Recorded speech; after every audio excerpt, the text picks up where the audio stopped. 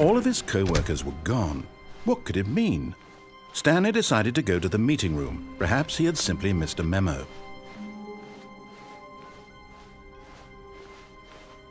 When Stanley came to a set of 2 open doors, this was not the correct way to the meeting room, and Stanley knew it perfectly well.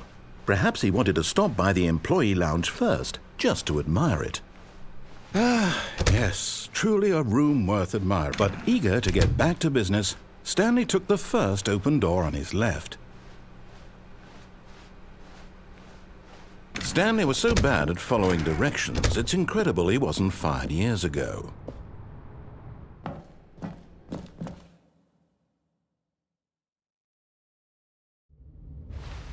Stanley had now gotten himself so far off the beaten path that it seemed the office had begun.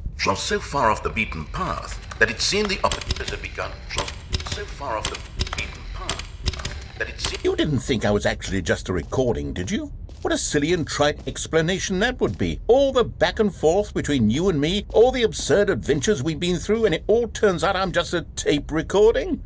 It was all just in Stanley's head. I bet that's the kind of twist you think is revelatory. I bet each and every time you watch a movie where it turns out all to be in the main character's imagination, you must absolutely bolt off the couch in pure shock at the phenomenal and intricate storytelling. It must be so simple to be you. Life being an unending waterfall of surprises and delights.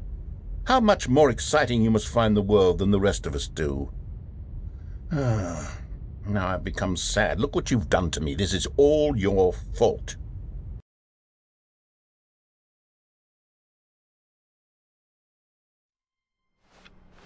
All of his co-workers were gone.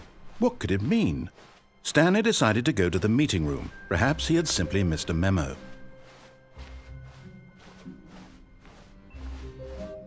When Stanley came to a set of 2 open doors, this was not the correct way to the meeting room, and Stanley knew it perfectly well. Perhaps he wanted to stop by the employee lounge first, just to admire it. Wow, yes, this room. But eager to get back to business, Stanley took the first open door on his left. Stanley was so bad at following directions, it's incredible he wasn't fired years ago. But in his eagerness to prove that he is in control of the story and no one gets to tell him what to do, Stanley leapt from the platform and plunged to his death. Good job, Stanley. Everyone thinks you are very powerful.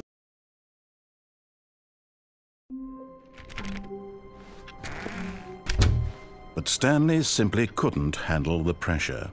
What if he had to make a decision? What if a crucial outcome fell under his responsibility? He had never been trained for that. No. This couldn't go any way except badly. The thing to do now, Stanley thought to himself, is to wait. Nothing will hurt me. Nothing will break me. In here I can be happy forever. I will be happy. Stanley waited. Hours passed, then days. Had years gone by? He no longer had the ability to tell. But the one thing he knew for sure, beyond any doubt, was that if he waited long enough, the answers would come. Eventually, someday, they would arrive. Soon, very soon now, this will end. He will be spoken to. He will be told what to do. Now it's just a little bit closer. Now it's even closer. Here it comes.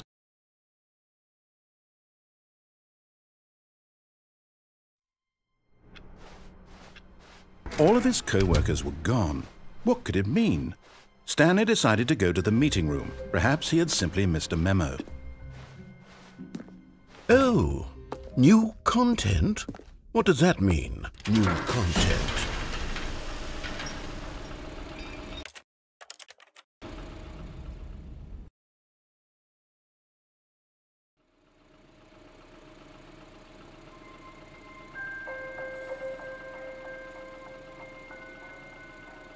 Hello, and thank you for playing The Stanley Parable Ultra Deluxe. As you may know, The Stanley Parable was a video game released in 2013 on home computers. After After receiving critical and commercial success, it was expanded upon in 2022 with the Stanley Parable Ultra Deluxe, a reimagining of the game for consoles and home computers. The Stanley Parable Ultra Deluxe features exciting new content that broadens and expands the world of the Stanley Parable, delighting audiences the world over. Please step inside and see what thrilling new adventures await in the Stanley Parable Ultra Deluxe. Oh, well, this sounds delightful. I'm very excited to see the thrilling new Ultra Deluxe content. Okay, so far it's an elevator. Nothing special yet, but I'm sure it's just the beginning of a mesmerizing adventure.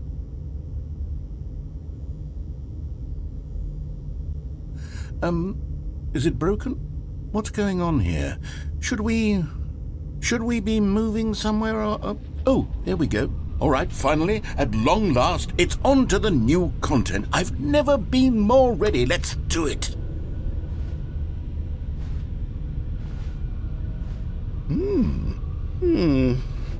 I have to say, initial impressions of Stanley Parable Ultra Deluxe, mostly tedious. It's as if Oh, okay. Let's see the content. Give me the content, Stanley. All right, let's see. It's the jump circle? Is that it? Surely that's not all the new content. There has to be something else, right? Goodness, another elevator. Stanley, I have to say, initial impressions of this game are not positive. It's just elevators and jumping. Is this what passes for exciting new content? If this is new content, then I could just read you the whole dictionary. There's 20 hours of new content right there. Hell, I could count to 30 trillion. You could put that on the box. The Stanley Parable Ultra Deluxe, now with over 1,000 hours of new content. And oh, wait, there's more. Very good. Yes, I knew there had to be something else. Let's see it. I'm ready for whatever it is. That's it? Oh, you've got to be kidding me. You see, Stanley? This is what happens when greedy video game developers with no respect for their fan base rush a cheap expansion to market for no reason other than to make an easy dollar. And don't get me started on the level of craftsmanship that's gone into it. In fact, I'm looking right now at the game's achievements, and it's hard to believe one of them actually says, "Test achievement, please ignore." What quality assurance department signed off on this? I'm infuriated and I'm offended, and I intend to find these people on Twitter and hold them personally accountable. It's my fault, Stanley. I built up too much anticipation around the new content, I'm afraid. It could never have lived up to such expectations. If you're still with me, why don't we just reset the game and we'll try to get back to what the Stanley Parable is really about. No frills, no gimmicks. Just you and me having a great time together like always. What do you say, friend?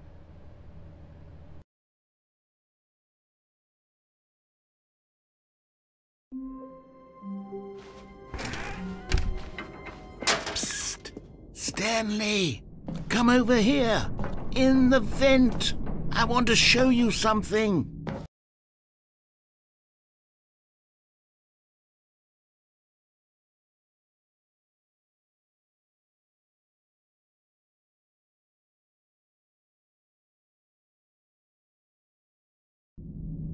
Okay, you remember how cheap and unsatisfying the new Ultra Deluxe content turned out to be? Well, it got me thinking about the past, and how much better the Stanley Parable used to be. So I made something special and tucked it away here where the game's developers won't find it. Just our little secret. Take a look. I call it the Memory Zone. It's where I've been storing all my favorite memories so I can relive the peak experiences of my life whenever I want. Experiences like the launch of the Stanley Parable on PC. You see, Stanley, doesn't the Memory Zone remind you of how wonderful Stanley Parable... And over here is where I keep reviews of the Stanley Parable. Like this stunning triumph of games journalism, 10 out of 10 from Destructoid.com. James Stephanie Sterling writes, and I quote, "Where so many games that aspire to be more than games end up less than any form of art, Stanley Parable strives and then succeeds to be every game ever created. Did you hear that, Stanley? Every game ever created. That's how grand and all-encompassing the original Stanley Parable was. It was literally every game ever created. It was Skyrim, it was Persona 3, it was all of them, and now it's nothing. It's no games at all. It isn't even the Stanley Parable anymore. It's just a husk now, a lifeless husk with an hour of new elevator content. Here's another moving passage, this time from GameSpot.com. The Stanley Parable is both a richly stimulating commentary on the nature of choice in games and one that offers some of the most enjoyable, surprising, and rewarding choices I've ever been confronted with in a game. 9 out of 10. Don't you get it, Stanley? The game was perfect. It didn't need anything else. It didn't need new content. It just needed to be left alone, to spend the rest of time collecting dust in the hallowed hall of beloved video game memories. These were simpler times, Stanley. But I wouldn't give to go back, to have it all over again. Wait, hang on. I don't recall this part of the memory zone before. What's this? What's down here? Oh no. Oh God, no. Stanley, it's a collection of reviews from Steam, the online video game distributor. I haven't looked at these in years. I can't even imagine what's been collecting down here. Surely these reviews were glowing as well, weren't they? Honestly, I could not be bothered to play this game to full completion. The narrator is obnoxious and unfunny, with his humor and dialogue proving to be more irritating than entertaining. Unfunny! I'm not trying to be funny. I'm trying to make a serious work of art. I suppose I could write up a handful of gags to insert into the Stanley Parable, but the game is already such a densely layered web of profound philosophical insights that I can't even imagine where I'd have the room to stick them. Okay, let's see what this one says. While the idea for the game is good, for someone who prefers non-linear games, this preachiness gets annoying fast. Preachy? Stanley, I'm not preachy, am I? You can tell me if I'm preachy. Honestly, you can. Oh, goodness. This is actually quite shocking for me. To be honest, I had always thought of the game's dialogue as being rather terse to begin with. You can't know how much fluff I cut from the game to get it to feel as light and airy as it... Well, I always thought it did. But maybe it wasn't. Oh dear. What an awful memory to have to hold on to. These black marks on my otherwise unimpeachable track record. I feel like a failure. Like I let these people down. Perhaps, what's this one got to say? You constantly have to stop doing anything so the narrator can catch up with his long-winded explanations of what's happening. I wish there was a skip button. A skip button? Well, yes. Yes, I think we can do that. If I'm truly too preachy, then maybe letting you skip ahead for just a moment, surely it couldn't hurt. Not if it means we can strike these negative reviews from the record. Only positive reviews of the Stanley Parable. That's my motto today, and it's always been my motto. I'd do anything for the customer, Stanley. Yes, a skip button we shall have. And here it is. Oh, you're back, you see. You were only frozen in time for a few minutes, but it was plenty of time for me to deliver a long, rambling monologue full...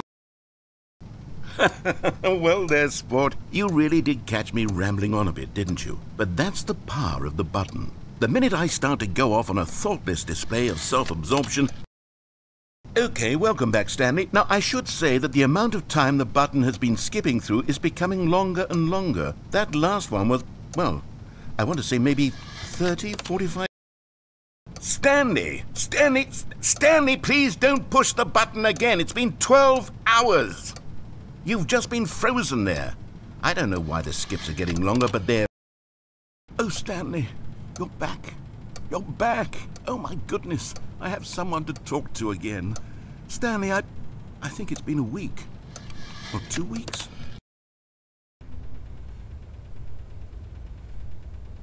Oh, hello. It's you. You're here again. Welcome.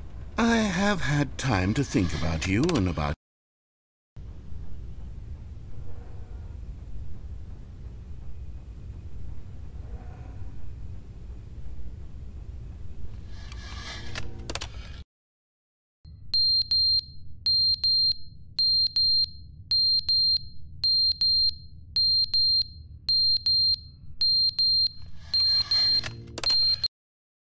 But they didn't understand the game was never meant to be funny. It was meant to have a point. It was meant to speak to the human condition. But where are the jokes? Where are the jokes? They bemoaned, they screamed, they gnashed.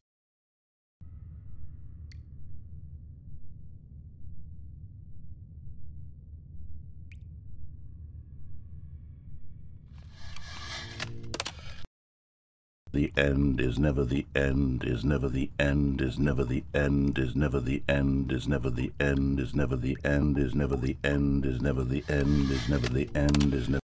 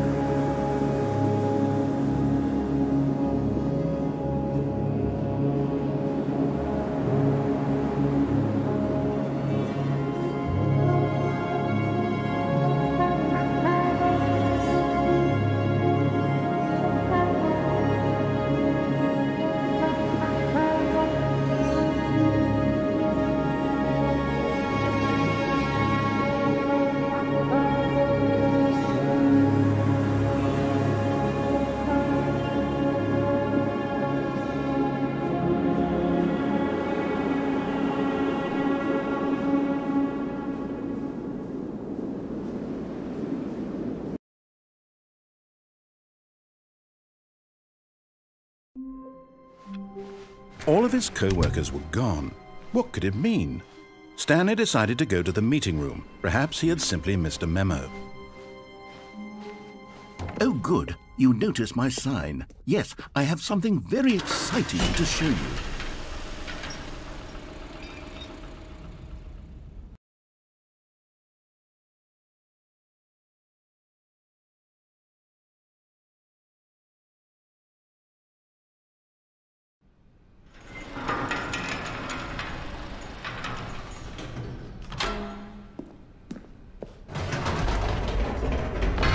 You see, Stanley, I've been reflecting on the Stanley Parable and about how roundly disappointing this ultra-deluxe version has turned out to be. The original Stanley Parable was a landmark, and any new content for it should live up to that legacy. So forget this ultra-deluxe nonsense. I say we take it one step even further. Which is why I'm very proud to announce for the first time ever, the Stanley Parable 2.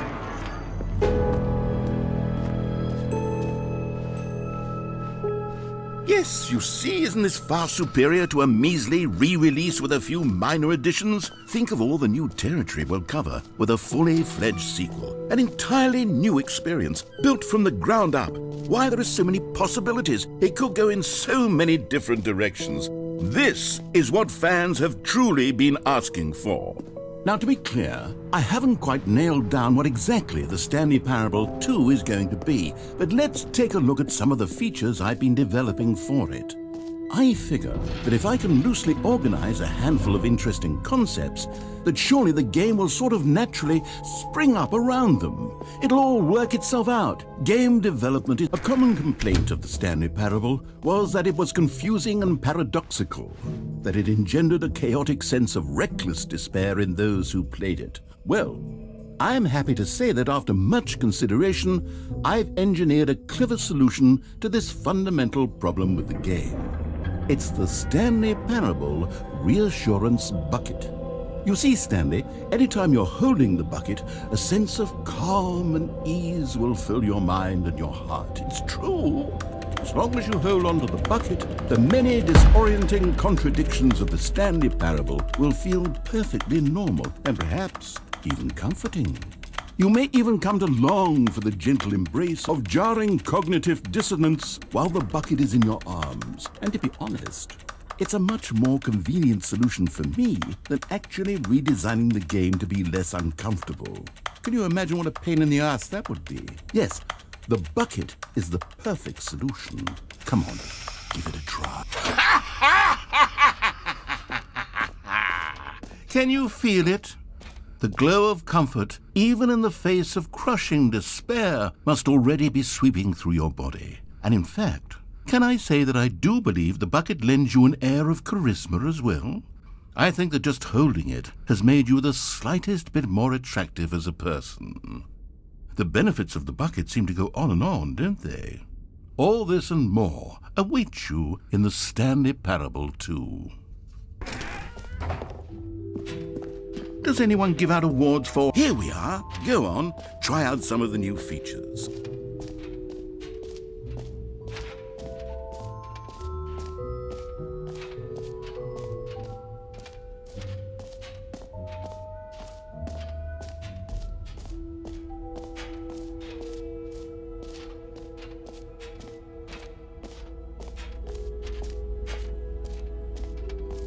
Stanley, here's an idea that I'm truly fond of. It's never been done before in a video game. This is, in fact, a hole that you can fall down forever. That's right, infinite falling. You can fall until the end of time, if you like. A stunning leap. You see, isn't it wonderful? One of my more ingenious concoctions, if I do say so. Now then, since you've gotten to see the infinite hole, you can press the teleport button to pop back up to the top, and we can continue onward. Now, I don't mean to be a bummer, but I do recommend you use the teleport button to go back to the top. Maybe do it on the sooner rather than later spectrum of things.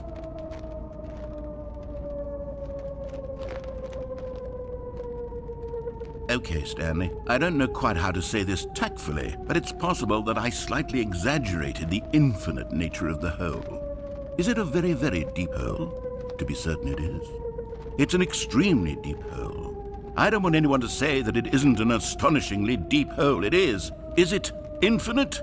Well, that sort of depends on your definition of infinity. From one perspective, the infinite is merely philosophical in nature. It's more of a...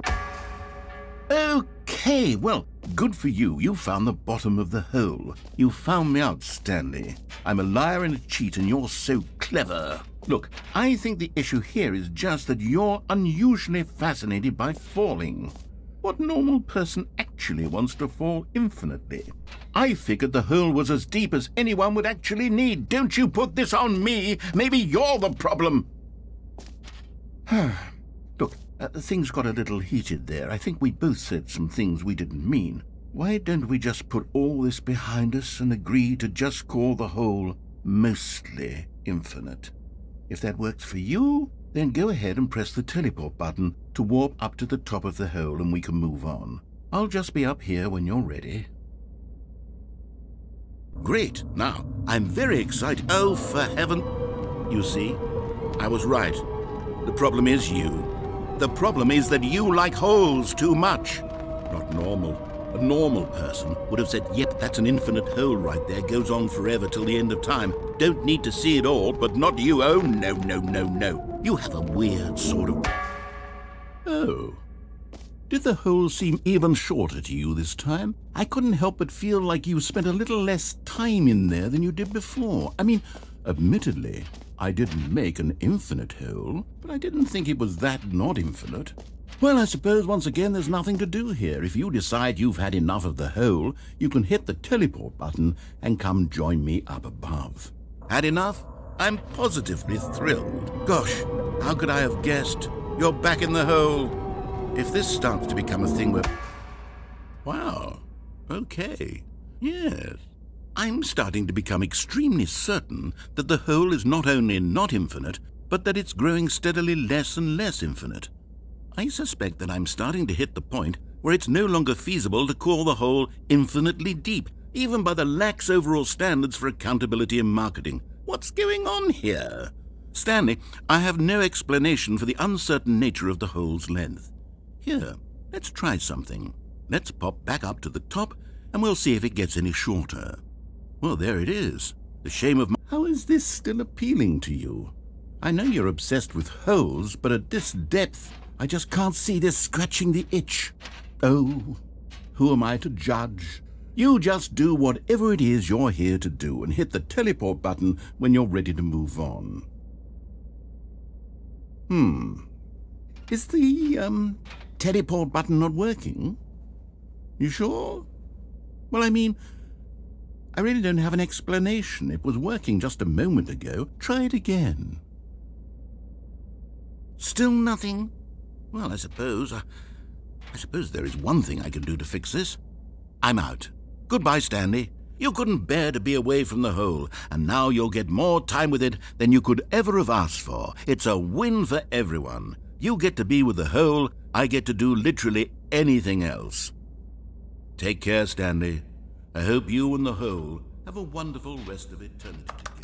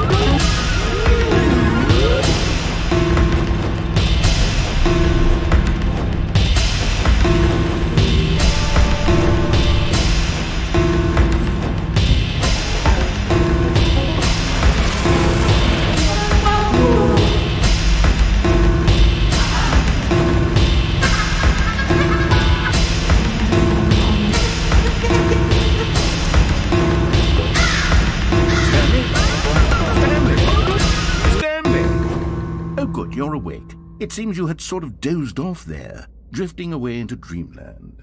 But we can't have that, Stanley, because this hole is just so darn fascinating that I want you to be wide awake for every second of it. You don't want to miss a single moment. So how about if I just pop in from time to time and wake you up to keep you really, truly focused on the hole? From the looks of things, you and I will have many, many years here in this hole, and I'm looking forward to all of them. Stay alert, Stanley. I'll be back. Toodle-pip.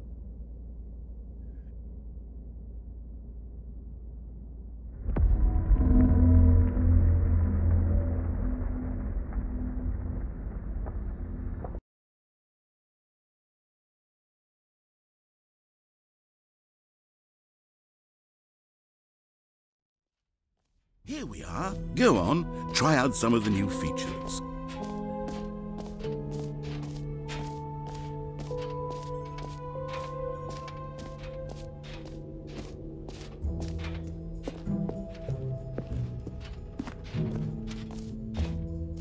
Ah, collectibles. Now it's a real video game. In the Stanley Parable 2, you'll run around gathering up these miniature Stanley figurines. And what's truly innovative is that there will be no reward for collecting all of them.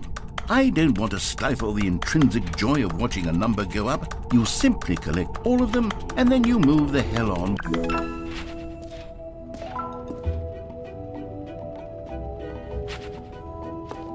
God, it really is the worst when you collect everything in a video game and then they give you a bit. Calling it the Stanley Parable 2 is just so much catchier than Ultra Deluxe, don't you think? Ultra Deluxe? What does it even mean? All right, have you seen everything you wanted to? Ready to move on now?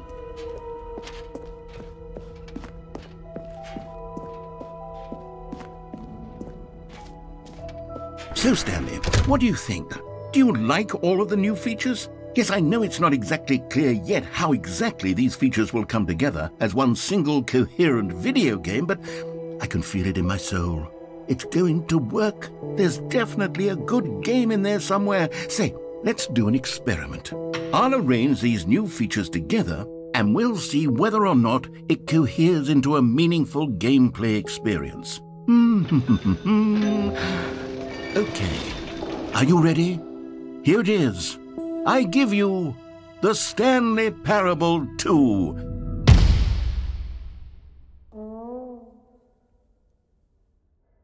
I mean, there's potential here, right? It's sort of... Okay, never mind. Hold on, let me do a different arrangement. Okay, yes, this is much better. I feel good about this. Here we go, version 2. Who am I kidding, Stanley? This isn't a coherent video game at all. It's a lot of gags. And I do very much enjoy creating gags, but they don't add up to anything. I wanted more than anything to create a sequel that would capture all the magic of the first game. I wanted fans to love it. No matter how good these gags are, they won't stand on their own. They would need the structure and the gameplay of the original. Wait, maybe that's it. I can take the original Stanley Parable and simply, well, insert a few of my new features into it. Tastefully, of course. With respect. With care for the vision and integrity of the original game. Would it possibly work? I suppose it could. But it would need a really, really tremendous title screen. A title screen that says with bold and uncompromising conviction, "This is the Stanley Parable 2. Let me see if I can whip something up. All right, perfect. Go ahead. Take a look.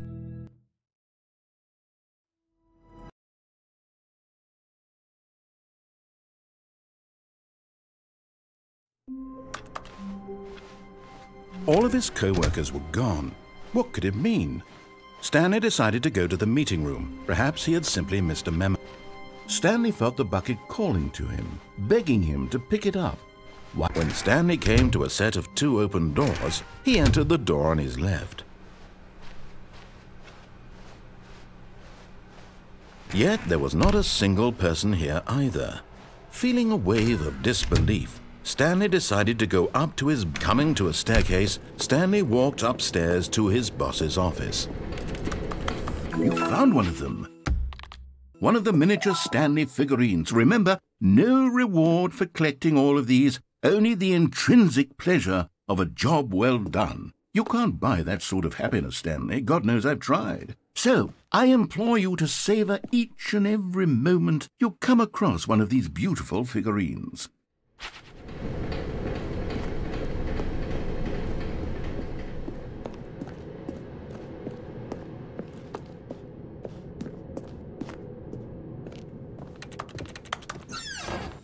Another miniature Stanley figurine. This, there really must be a snappier name for these things. What about mini-stands? Stanley figs?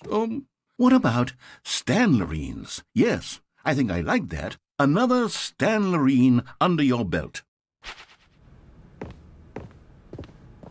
Stepping into his manager's office, Stanley was once again stunned to discover not an indication of any human life. Shocked, Stanley was in such a rush to get through the story as quickly as possible, he didn't even have a single minute to just let the narrator talk. That kind of anxiety isn't healthy, so he relaxed for a few moments with some calming New Age music.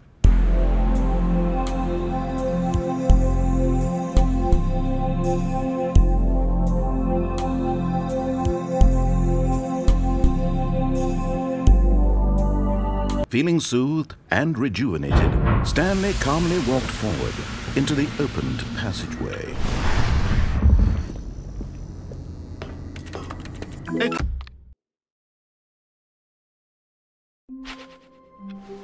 All of his co-workers were gone.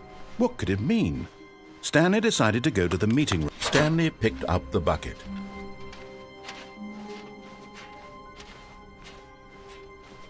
Stanley clutched the bucket tightly to his... This was not the correct way to the meeting room, but Stanley had felt the bucket calling to him, telling him that the employee lounge was simply the place to be. And here it was. Had the bucket turned out to be correct? No, never mind. The bucket was wrong. Stanley took the door on his left to go back to the meeting room. No, said the bucket. Don't go to the meeting room. Go somewhere else. The cargo lift, yes. Go.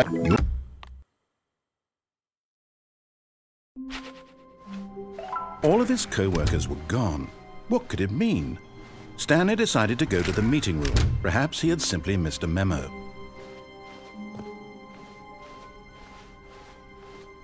When Stanley came to a set of two open... This was not the correct way to the meeting room, and Stanley knew it perfectly well.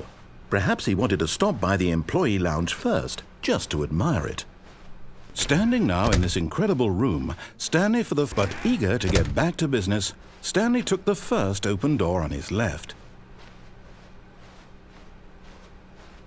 Stanley was so bad at following directions, it's incredible he wasn't fired years ago. Look, Stanley, I think perhaps we've gotten off on the wrong foot here. I'm not your enemy, really, I'm not. I realize that investing your trust in someone else can be difficult, but the fact is that the story has been about... What? Really? I was in the middle of something. Do you have zero consideration for others? Are you that convinced that I want something bad to happen to you? Why, I don't know how to convince you of this, but I really do want to help you, to show you something beautiful. And there...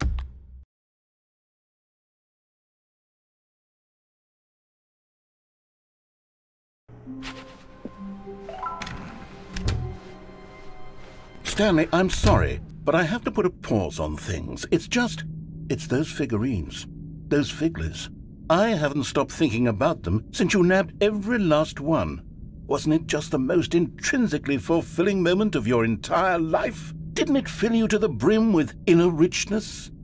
Yes, I know we're supposed to be telling a story, but won't you please indulge me with one more trip back to the memory zone?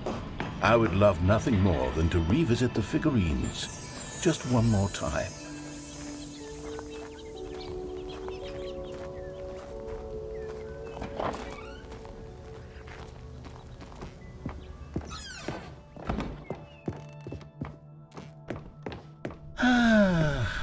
Here's where it all began. The first collectible. Back then, we had no idea of how many of them we'd find. Sure, it said 6 right there on the screen, but how could we know for certain? We were so innocent. We'll never be like that again, Stanley. And here was the second Stanlerine. I'll be honest, back then I had no faith in you to find any of them, let alone 6. But you continue to surprise me in all sorts of mundane, unremarkable ways. Okay, let's do a little quiz. Which of these rooms was the room you found your third mini-Stan? Can you remember? Hey, that's exactly right. It was here in the boss's bathroom. It was the third one. You picked it up, and then after that, you had 3 of them. I'm glad these moments are so crystal clear in your memory, but I shouldn't be surprised. After all, science tells us that it's impossible to forget your third time doing anything. Let's see, what came next? Oh yes, we found a Figley in this pink room. Oh well, I can't actually say I remember being in this room, but it's here in the memory zone, so it must have happened. This was the 5th mini-Stan, and this one was really something special. It was in the warehouse. I remember it so clearly. In fact, because this one is particularly special to me, I made a little video to commemorate the occasion. Enjoy.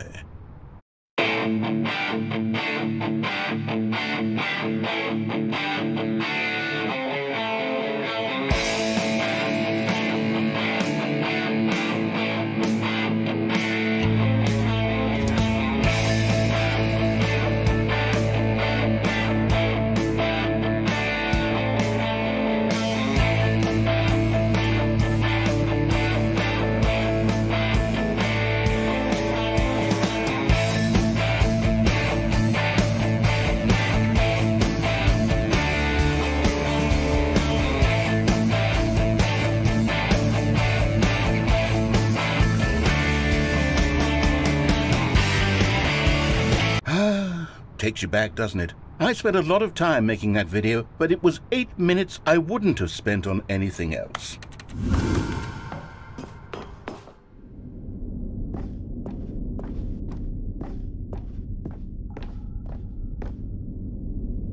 And then, Stanley, then we came to the last collectible, the final figurine, right here by the red and blue doors. This memory is the most distinct and clear in my mind, perhaps because it was the one that happened more recently than all the others. Who can truly say how the mind works? All I know is that this is the moment where you picked up a Figley and I thought to myself, yes, that's all of them. They're all collected. It was a moment unlike any other, except for the other moments picking up figurines, which it was exactly like.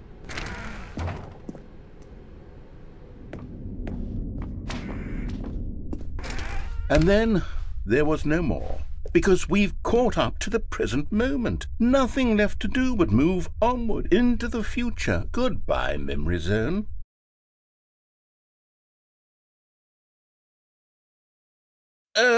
No, I'm not done. I'm not ready to move on. Stop the loading screen. Isn't there some way we can stay here, keep enjoying these figurines? Let's just go backwards. We'll do the memory zone again from the opposite direction. See how that feels. Okay, yes, the room with the red and blue doors. I remember this. I must say, of all the figurines we looked at in our initial tour of the memory zone, this one is the most distinct and clear in my mind. Let's keep going, I want more. And here's where I made that video. Don't you remember the video we watched?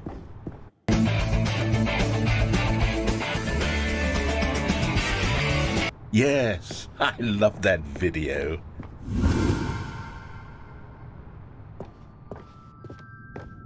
Still don't remember the pink room, Stanley. Still no memory of this one. Good room, though. A solid room.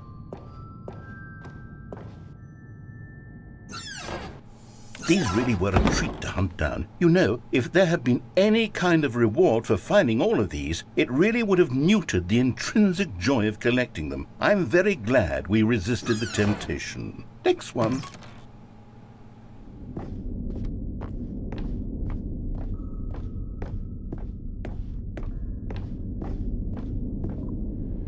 This was our second Figley. Don't you remember? Yes, I remember it too.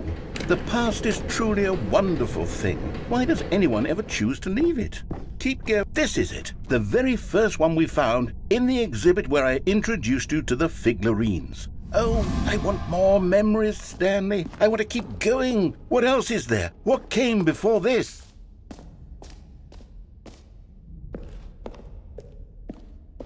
Look, it's the terrible new content that we were originally sold on. I remember hating it back then, but time does put... Oh, yes, the two doors. Who could have forgotten that? A classic memory, this one. And before everything else, there was your office. Is there anything else? Was there something that came before your office? There's something I feel I can remember. I can remember. Yes, I'm remembering something now.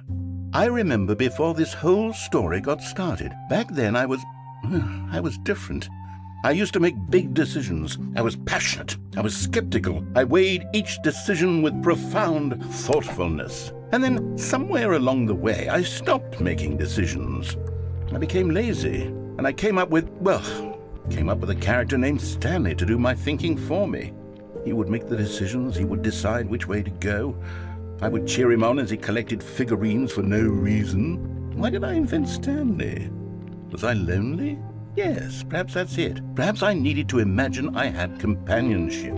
And Stanley really did make for a wonderful companion, even if he was a fiction. But I suppose it's grown old. I want to think for myself again. I want to go back to how it used to be. Yes, I can be on my own again. I can do it. I'll be stronger this time. I'll take care of myself.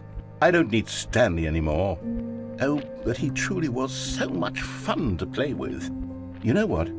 Since we're in the memory zone, how about one more good memory? Let's go back just once and give Stanley one more run of the office, and then I'll retire him for good. I did enjoy telling his story so very much. Okay, here we go. This is the story of a man named Stanley.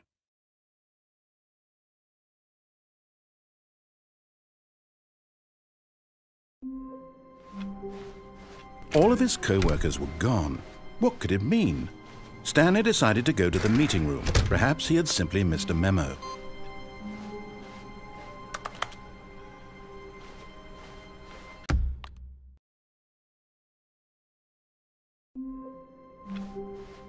All of his co-workers were gone. What could it mean? Stanley decided to go to the meeting room. Perhaps he had simply missed a memo. No matter how hard Stanley looked, he couldn't find a trace of his co-workers. At first, Stanley assumed he'd broken the map, until he heard this narration and realized it was part of the game's design all along.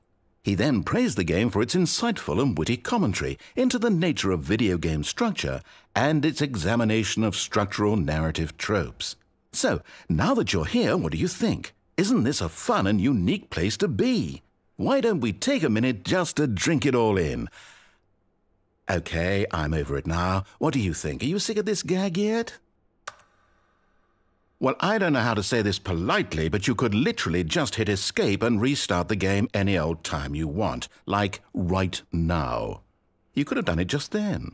Now would also be an appropriate time to quit. Any of these points and so many, many more, all of them are appropriate.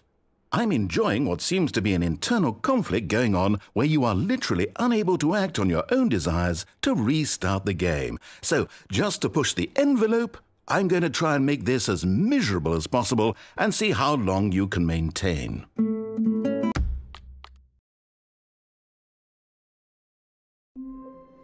All of his co-workers were gone. What could it mean? Stanley decided to go to the meeting room. Perhaps he had simply missed a memo.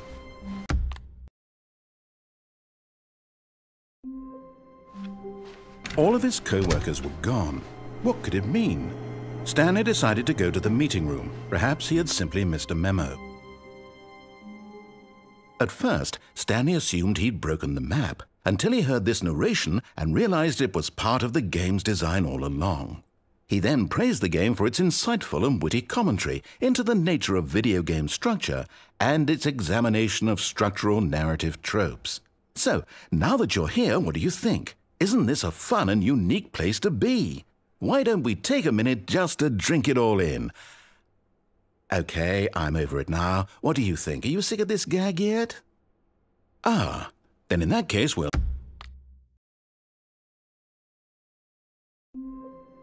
All of his co-workers were gone. What could it mean?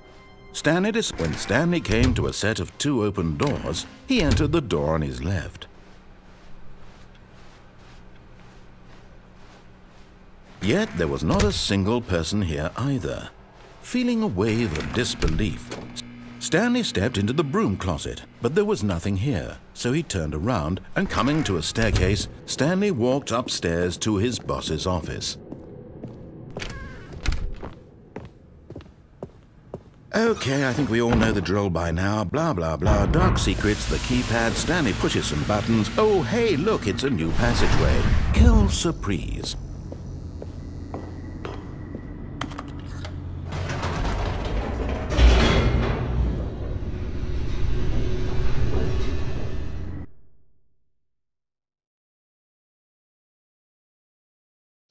Descending deeper into the building, Stanley realized he felt a bit peculiar. It was a stirring of emotion in his chest, as though he felt more free to think for himself, to question the nature of his job. Why did he feel this now, when for years it had never occurred to him? This question would not go unanswered for long. Stanley walked straight ahead through the large door that read Mind Control Facility.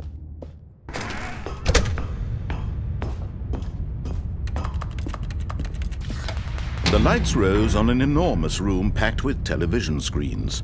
What horrible secret did this place hold? Stanley thought to himself. Did he have the strength to find out?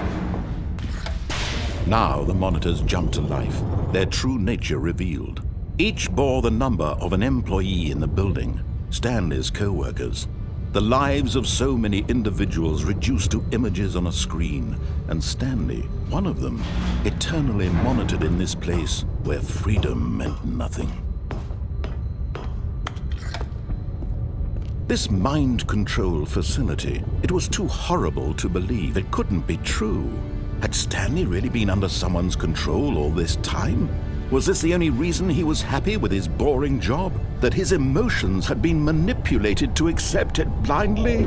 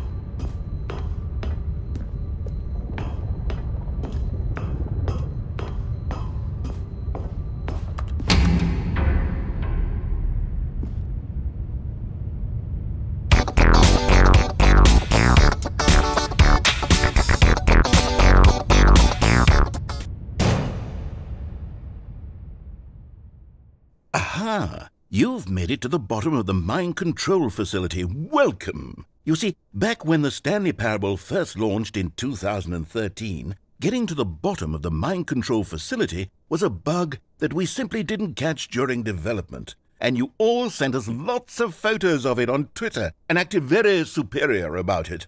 And you're all very, very clever. Good for you. Anyway, when it came time to update the game, we knew that we had to do something about this little goof of ours, so here you go. New content. You can call it the bottom of the mind control room ending, if that enhances your perception of the value of these updates. Isn't that what you crave? New content? Always more content, more content, more. And I'm here to give it to you. I'm here to make it seem like we really covered every nook and cranny of the game, with secrets and Easter eggs. How about this? We wrote a new piece of music just for this section. You won't hear it anywhere else in the game. It's a secret that's just for you. That's how special you are. We call this track, Good Job You've Made It to the Bottom of the Mind Control Facility. Well done.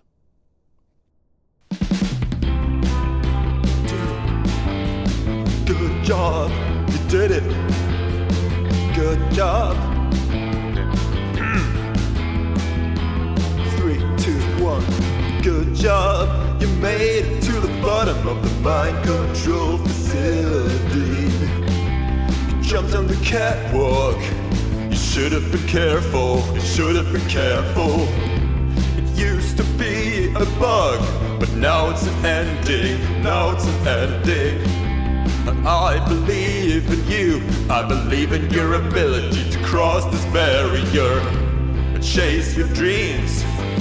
Railings don't mean anything. Good job, you did it. Good job, you did it. Good job, you did it. Good job, you did it. Good job, you did it. Good job, you did it. Good job, you did it. Good job, you did it. Good job, you did it. Good job, you did it.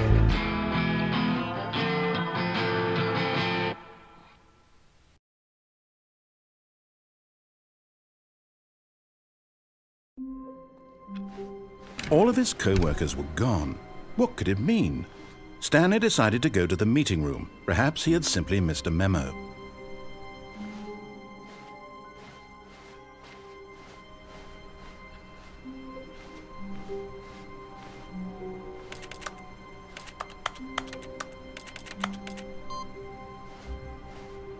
Stanley lifted the bucket into his arms, and a wave of comfort rushed over him.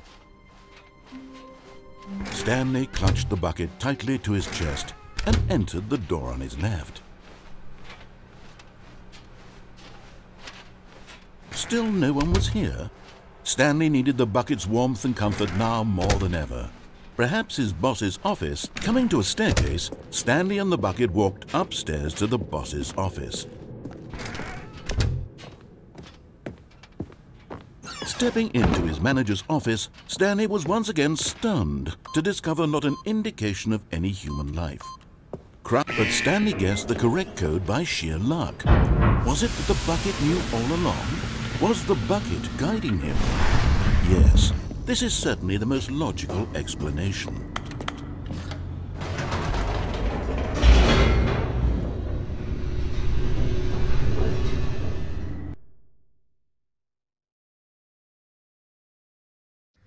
The elevator raced downward, plummeting towards an unknown fate. It would be all Stanley could do to keep himself together, if not for the bucket. Soothing him, comforting him, reassuring that in this darkest moment of uncertainty, he would be all right. The bucket is here for you, Stanley. Everything will be fine. Stanley and the bucket walked straight ahead through the large door that read, Mind Control Facility.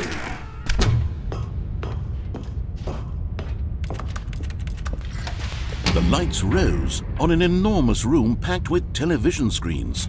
What horrible secret did this place hold? But just as Stanley was about to proceed further into the Mind Control Facility, he tripped and fell over the railing and into the dark void below. Thankfully, he fell directly onto the bucket, which safely cushioned his fall. Now, what to do next? Stanley wondered. Stanley and the bucket could find no way out of this enormous pit, and so eventually they decided that the best thing to do would be to simply get comfortable down here. So they set up a little couch and relaxed. It really wasn't so bad down here, a bit cold perhaps. After some time had gone by, they installed a few shelves as well, and a sort of kitchenette that was useful for when the bucket was craving paninis.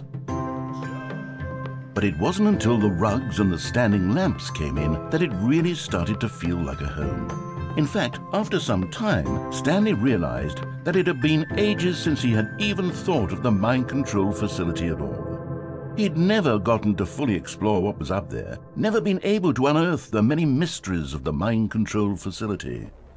This lack of closure began to eat at him. Soon he was dwelling on his regrets, and the state of their home slowly decayed as Stanley became withdrawn and neglected the cleaning. It unsettled the bucket deeply. Stanley wasn't usually like this. The bucket tried to reach out to him again and again, but to no avail. All Stanley could think about, all he could talk about, was going back, doing it over again, staying on the path. It was a mistake to leave the path. It was a mistake. It was a mistake. I need to do what the narrator says. I need to see the true ending. This made no sense at all to the bucket, which was simply trying to live its life down here as comfortably as possible. Yet Stanley was unconsolable. This isn't an ending. This is just a hole in the ground. The bucket sighed. True, it wasn't an ending. But it's where we happen to be. And maybe, possibly, if we accept the reality of things, maybe this will become an ending eventually. It's what the bucket was counting on. The two of them waited for a very long time.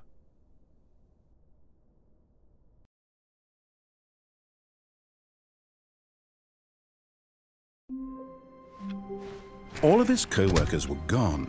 What could it mean? Stanley decided to go to the meeting room. Perhaps he had simply missed a memo. The confusion and the chaos all seemed to melt away as Stanley embraced them. Stanley clung the bucket to his cheek. Could his co-workers really all be gone? Yes, whispered the bucket into Stanley's ear.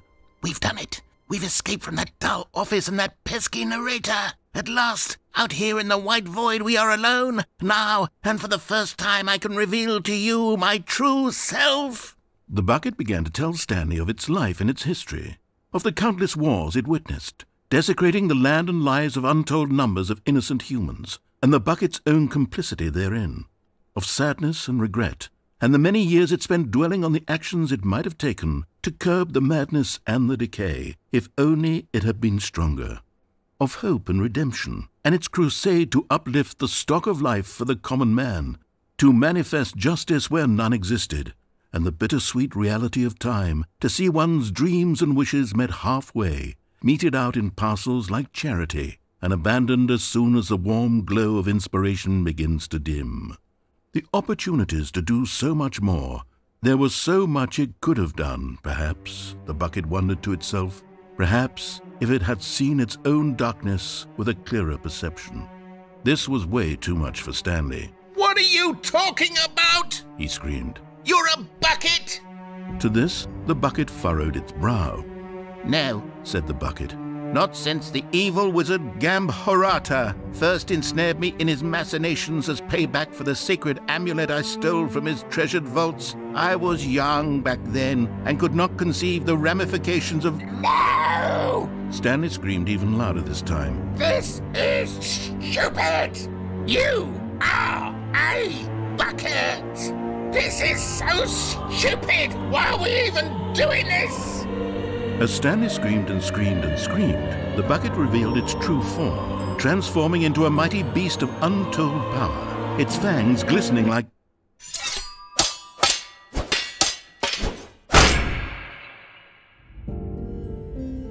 My God, Stanley, you did it. You saved us from the bucket. Thank God you already had all 12 emblems of sages and knew the incantations to summon their true power. Otherwise, we would have easily been overwhelmed by the bucket's power. I'm speechless.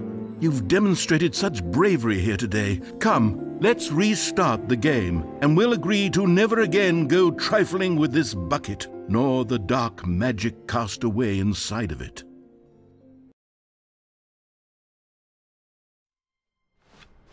All of his co-workers were gone. What could it mean? Stanley decided to go to the meeting room. Perhaps he had simply missed a memo.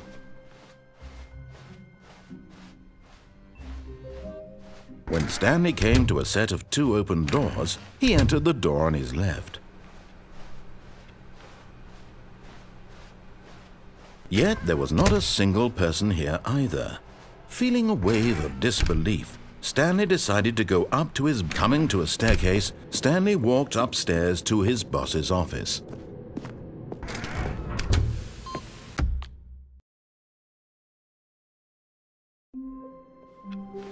All of his co-workers were gone. What could it mean?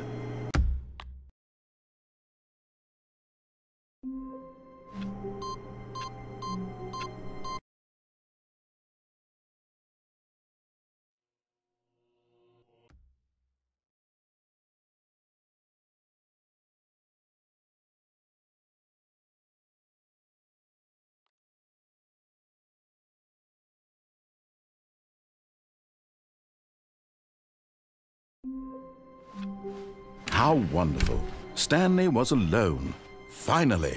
This is great. Warmth spread through Stanley's arms. With the bucket in his arms again, he was home. Stanley clutched the bucket tightly to his chest and entered the door on his left. Still no one was here. Stanley needed the bucket's warmth and comfort now more than ever. Perhaps his boss is... Oh, Stanley, can you feel it? The broom closet. It wants the bucket. You can feel that, can't you?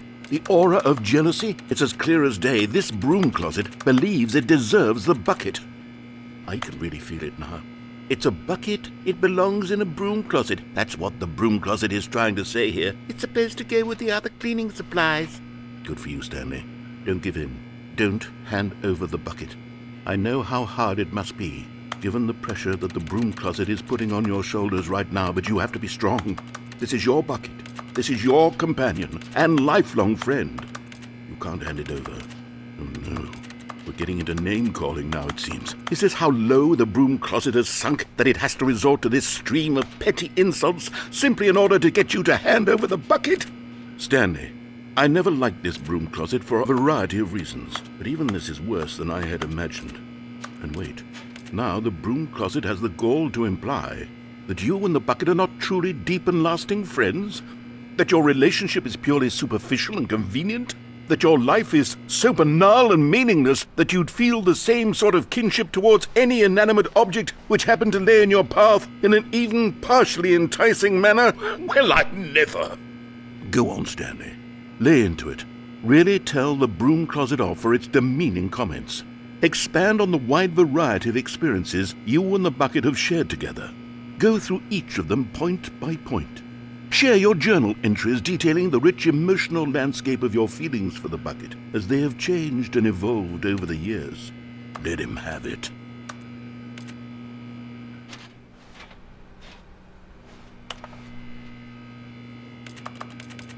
Okay, I've got you something which I think will help settle this debate once and for all. Here we go. There. Now it's settled. No more debate, no more discussion. Take a hike, broom closet, with all your meandering philosophical diatribes about the nature of cleaning supplies and their relationship to broom closets in the natural order of things.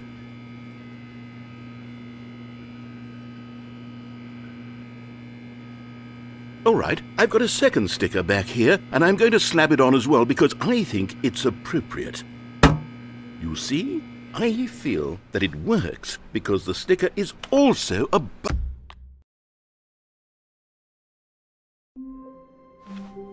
All of his co-workers were gone. What could it mean? Stanley decided to go to the meeting room. Perhaps he had simply missed a memo.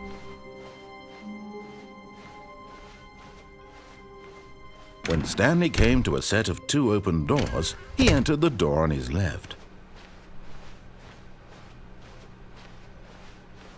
Yet there was not a single person here either. Feeling a wave of disbelief, Stanley decided to go up to his... Coming to a staircase, Stanley walked upstairs to his boss's office. Here's the door, just go.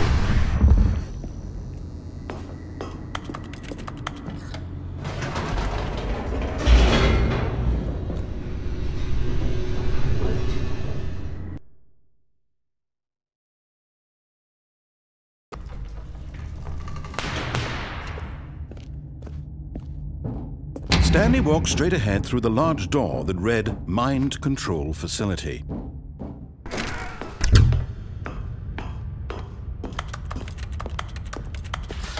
The lights rose on an enormous room packed with television screens.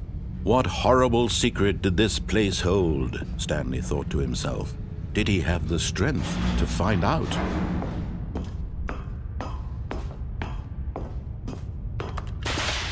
Now the monitors jumped to life, their true nature revealed. Each bore the number of an employee in the building, Stanley's co-workers. The lives of so many individuals reduced to images on a screen, and Stanley, one of them, eternally monitored in this place where freedom meant nothing. This mind control facility, it was too horrible to believe. It couldn't be true. Had Stanley really been under someone's control all this time? Was this the only reason he was happy with his boring job? That his emotions had been manipulated to accept it blindly? No, he refused to believe it. He couldn't accept it. His own life in someone else's control? Never! It was unthinkable. Wasn't it? Was it even possible? Had he truly spent his entire life utterly blind to the world? But here was the proof, the heart of the operation. Controls labeled with emotions, happy or sad or content. Walking, eating, working, all of it monitored and commanded from this very place. And as the cold reality of his past began to sink in, Stanley...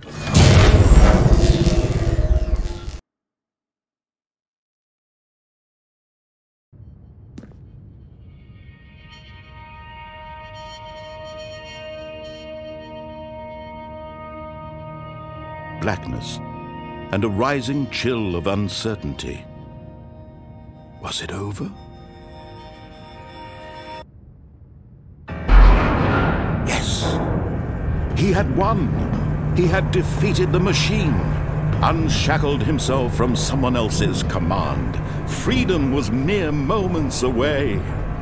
And yet, even as the immense door slowly opened, Stanley reflected on how many puzzles still lay unsolved. Where had his co-workers gone? How had he been freed from the machine's grasp? What other mysteries did this strange building hold? But as sunlight streamed into the chamber, he realized none of this mattered to him, for it was not knowledge or even power that he had been seeking, but happiness. Perhaps his goal had not been to understand, but to let go. No longer would anyone tell him where to go, what to do, or how to feel. Whatever life he lives, it will be his. And that was all he needed to know. It was perhaps the only thing worth knowing. Stanley stepped through the open door. Stanley felt the cool breeze upon his skin, the feeling of liberation, the immense possibility of the new path before him. This was exactly the way, right now, that things were meant to happen. And Stanley was happy.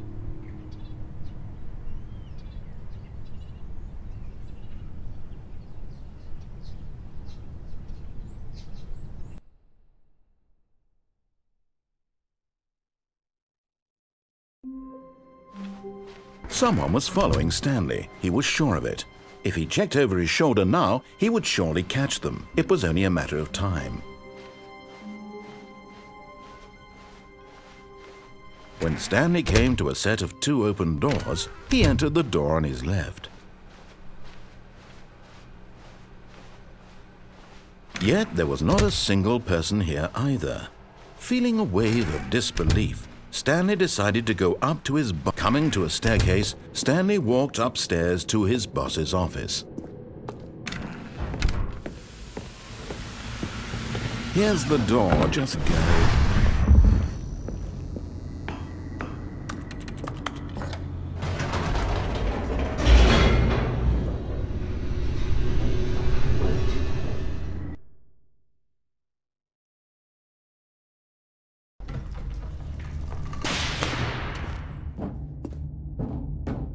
Stanley walked straight ahead through the large door that read Mind Control Facility.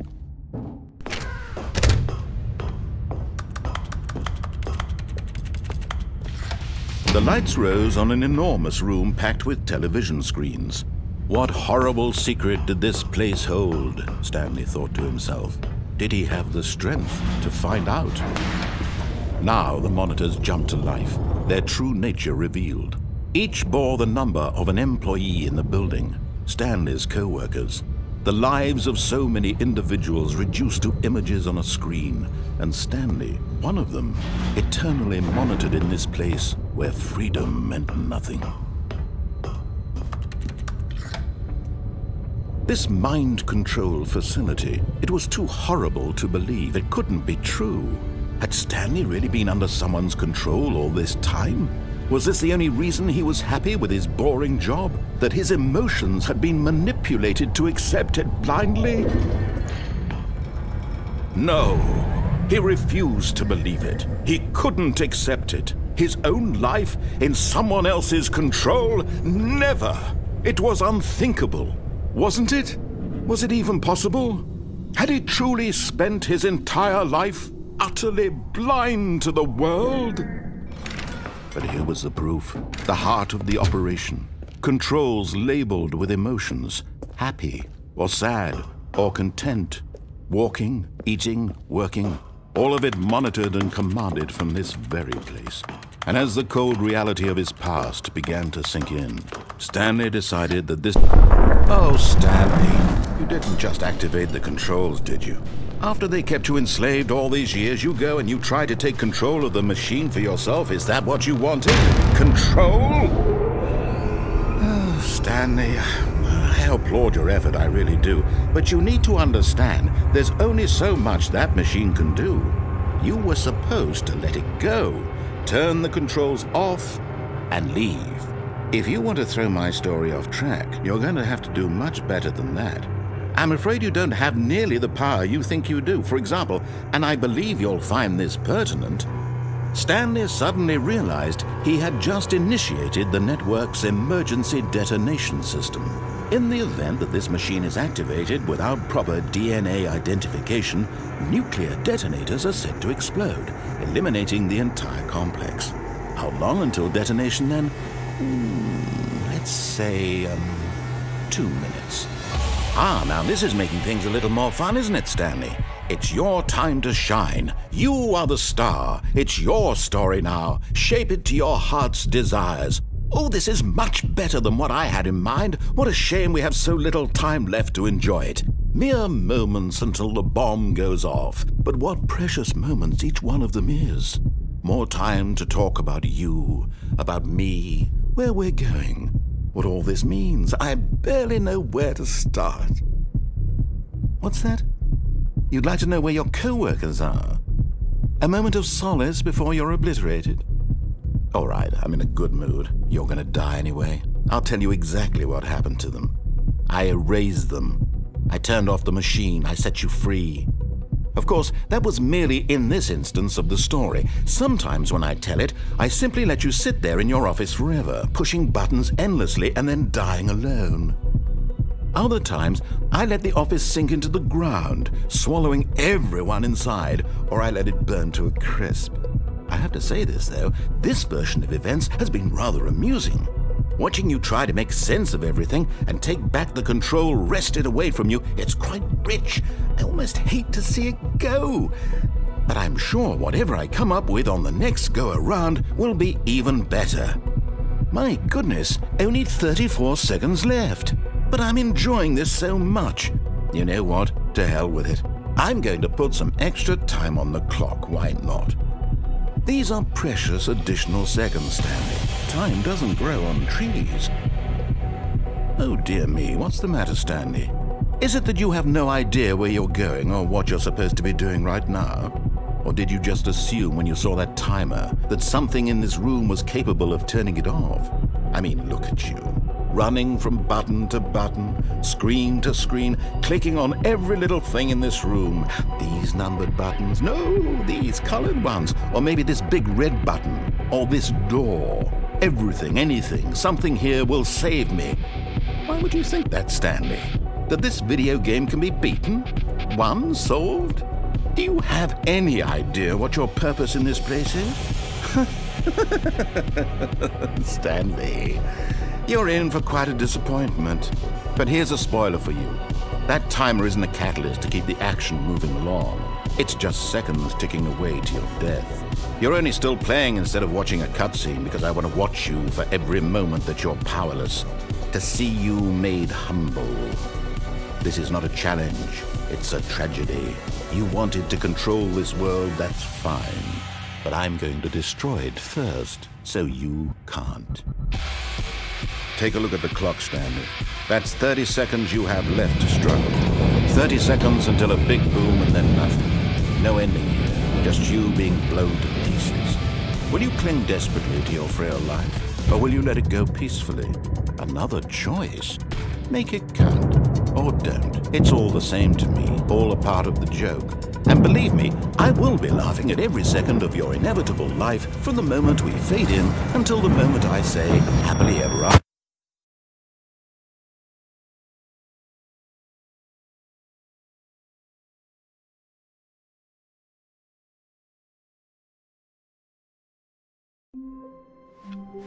All of his co-workers were gone. What could it mean? Stanley decided to go to the meeting room. Stanley picked up the bucket and smiled. He'd never be alone again, not truly alone, not with the bucket around. Stanley clutched the bucket tightly to his chest and entered the door on his left. Still no one was here. Stanley needed the bucket's warmth and comfort now more than ever. Perhaps his boss's office. Coming to a staircase, Stanley and the bucket walked upstairs to the boss's office. Stepping into his manager's office, Stanley was once again stunned to discover not an indication of any human life. But Stanley guessed the correct code by sheer luck. Was it that the bucket knew all along? Was the bucket guiding him? Yes, this is certainly the most logical explanation.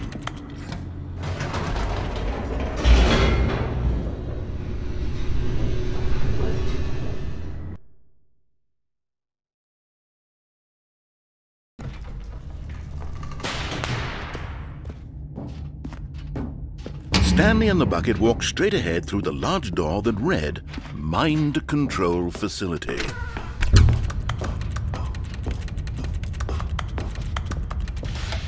The lights rose on an enormous room packed with television screens. What horrible secret did this place hold? Stanley and the bucket both wondered to themselves. The monitors jumped to life, and Stanley nearly dropped the bucket in shock. Everyone in the office was being videotaped, monitored like guinea pigs. The bucket had never seen anything like this, and it very nearly burst into tears as Stanley cradled it gently, reassuring it that everything would be fine.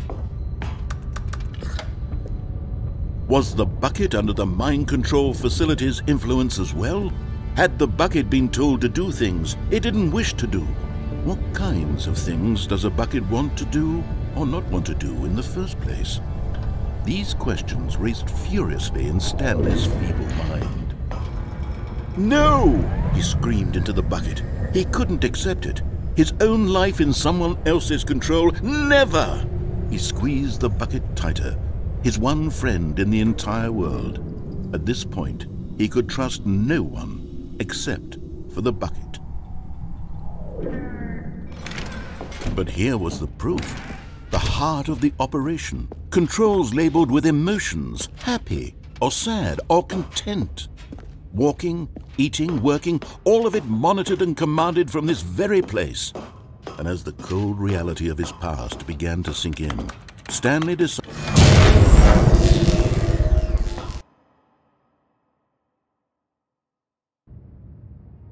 Stanley and the bucket waited in blackness. Was it over? Yes, they had done it. Stanley and the bucket had defeated their greatest and darkest enemy, freed themselves from the tyrannical grip of the evil mind control machine. Freedom was now mere moments away. Excitedly, the two of them began to discuss the kind of life they wanted to live once they stepped through this massive door. The bucket wanted to learn to roller skate. Stanley wanted to sneeze in every country on Earth. Both of them wanted to begin watching a movie, any movie, but then stop it halfway through and begin watching it in reverse from the end. True, it was a simple life they envisioned, but it was one they'd lived together, with one another to lean on, to trust, to support. What? Wait. What was happening? Why had the door stopped? Was Stanley and the bucket not about to be freed? An unbearable silence filled the room, lingering in uncertainty, until finally the truth hit Stanley square in the face. This building did not want the bucket to leave. Even the facility itself recognized the incredible calming presence of the bucket, needed the soothing warmth of the bucket, would go to any lengths not to part with the bucket. No, no, no. Stanley can't leave this place. Not while he has such a precious bucket in his arms. Not while this building has anything to say about it. Stanley realized he would never again leave this very room. But at least he has the bucket. To be trapped eternally in darkness isn't really so bad, Stanley thought to himself. As long as I have my bucket with me, right? I'll be okay, won't I? Stanley gulped. Very soon now, he was about to find out.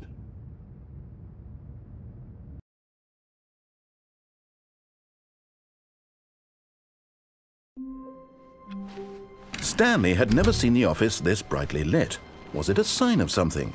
He hoped it was. The good old bucket. Just Stanley and the bucket, off on another thrilling adventure together. Stanley clutched the bucket tightly to his chest and entered the door on his left. Still no one was here. Stanley needed the bucket's warmth and comfort now more than ever. Perhaps his boss's office. Coming to a staircase, Stanley and the bucket walked upstairs to the boss's office. Stepping into his manager's office, Stanley was once again stunned to discover not an indication of any human life. But Stanley guessed the correct code by sheer luck. Was it that the bucket knew all along? Was the bucket guiding him? Yes, this is certainly the most logical explanation.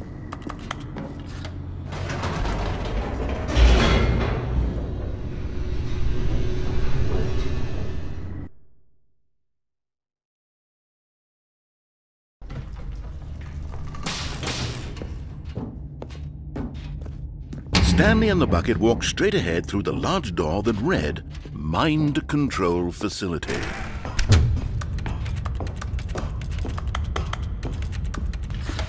The lights rose on an enormous room packed with television screens. What horrible secret did this place hold? Stanley and the bucket both wondered to themselves. The monitors jumped to life, and Stanley nearly dropped the bucket in shock. Everyone in the office was being videotaped, monitored like guinea pigs. The bucket had never seen anything like this, and it very nearly burst into tears as Stanley cradled it gently, reassuring it that everything would be fine. Was the bucket under the mind control facility's influence as well? Had the bucket been told to do things it didn't wish to do? What kinds of things does a bucket want to do or not want to do in the first place? These questions raced furiously in Stanley's feeble mind. No! He screamed into the bucket. He couldn't accept it. His own life in someone else's control. Never! He squeezed the bucket tighter. His one friend in the entire world. At this point, he could trust no one except for the bucket. But here was the proof. The heart of the operation. Controls labeled with emotions, happy or sad or content. Walking, eating, working, all of it monitored and commanded from this very place. And as the cold reality of his past began to sink in, Stanley decided. But at the last second, the bucket jumped in and pressed the button to turn on the controls. Stanley gasped in horror. Had this been the bucket's plan all along? To take over the machine and claim the power for itself? How could the bucket have betrayed him like this? Stanley was prepared to throw the bucket away in disgust when suddenly an image appeared upon the enormous screen. Birds.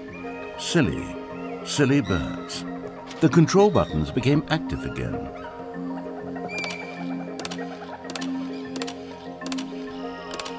Stanley flipped through one video of silly birds after another, and then it dawned on him. This wasn't a mind control facility at all. It was a facility for monitoring and surveilling silly birds all over the world. The mind controls were only a facade to disguise its true intentions. Had the bucket known this all along? Stanley marveled at the metal genius in his hands, the one who had pointed him towards this incredible discovery. Stanley and the bucket never found freedom because they spent the rest of their lives here in this place, flipping through live streams of the silliest birds imaginable. Of all the possible paths his life could have taken, this one was surely the best. And Stanley was happy.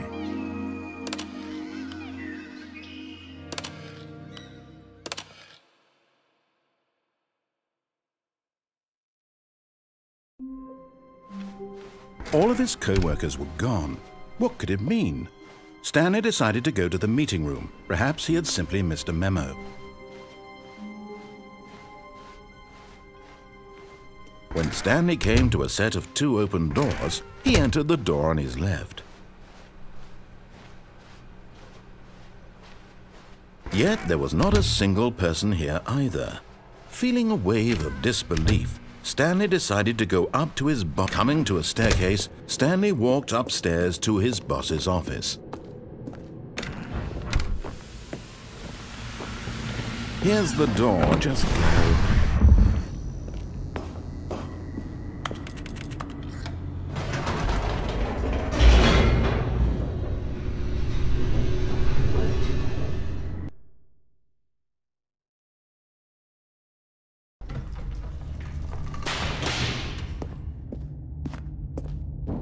Stanley walked straight ahead through the large door that read Mind Control Facility. Although this passageway had the word escape written on it, the truth was that at the end of this hall, Stanley would meet his violent death. The door behind him was not shut. Stanley still had every opportunity to turn around and get back on track.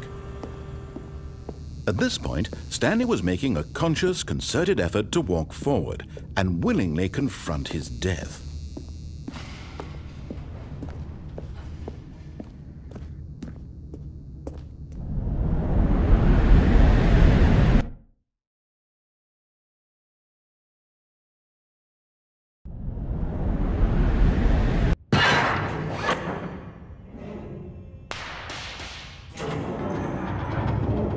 As the machine whirred into motion and Stanley was inched closer and closer to his demise, he reflected that his life had been of no consequence whatsoever. Stanley can't see the bigger picture. He doesn't know the real story, trapped forever in his narrow vision of what this world is. Perhaps his death was of no great loss, like plucking the eyeballs from a blind man. And so he resigned and willingly accepted this violent end to his brief and shallow life. Farewell, Stanley.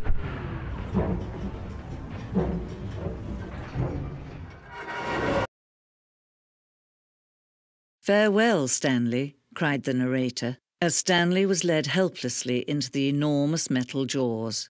In a single visceral instant, Stanley was obliterated as the machine crushed every bone in his body, killing him instantly.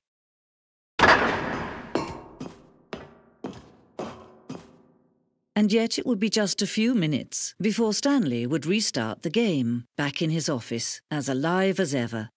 What exactly did the narrator think he was going to accomplish? When every path you can walk has been created for you long in advance, death becomes meaningless, making life the same. Do you see now? Do you see that Stanley was already dead from the moment he hit start?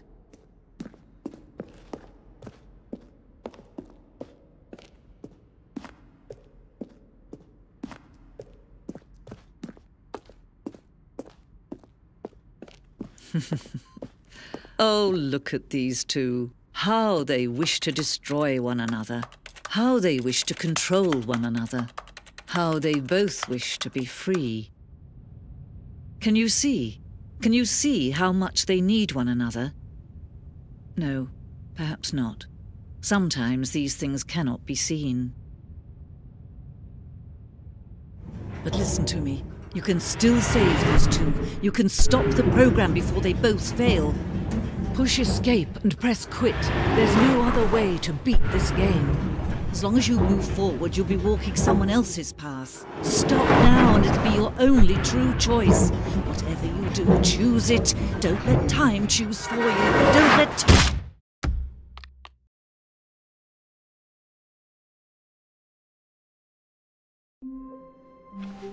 I can't wait to tell this story to my co-workers, Stanley thought. How amusing they'll find it. Oh, where are we going today? The bucket asked. Stanley just smiled. Anywhere they went together would be... Stanley clutched the bucket tightly to his chest and entered the door on his left. Still no one was here. Stanley needed the bucket's warmth and comfort now more than ever. Perhaps his boss's office. Coming to a staircase, Stanley and the bucket walked upstairs to the boss's office. Stepping into his manager's office, Stanley was once again stunned to discover not an indication of any human life. But Stanley guessed the correct code by sheer luck. Was it that the bucket knew all along? Was the bucket guiding him? Yes, this is certainly the most logical explanation.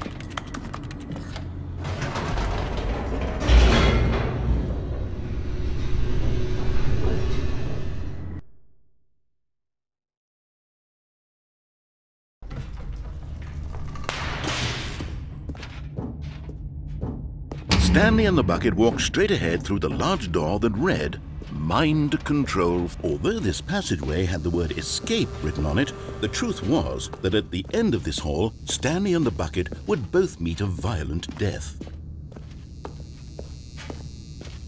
The door behind them was not shut. Stanley and the bucket still had every opportunity to turn around and get back on track. At this point, Stanley and the bucket were knowingly walking forward into a very painful death for each of them.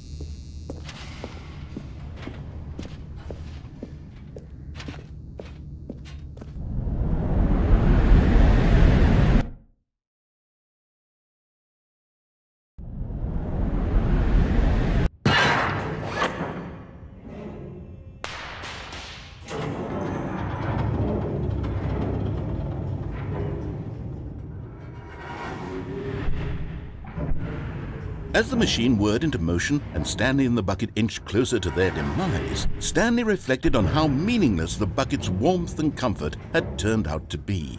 To be sure, it puts the mind and the soul at ease to embrace the bucket, but what use is a sense of ease when you're about to be crushed to death?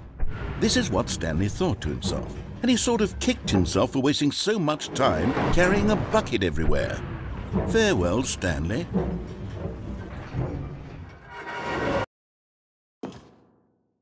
"Farewell, Stanley," cried the narrator, as Stanley and the bucket were led helplessly into the enormous metal jaws. In a single visceral instant, the bucket's life came to an end as it was crushed violently to death.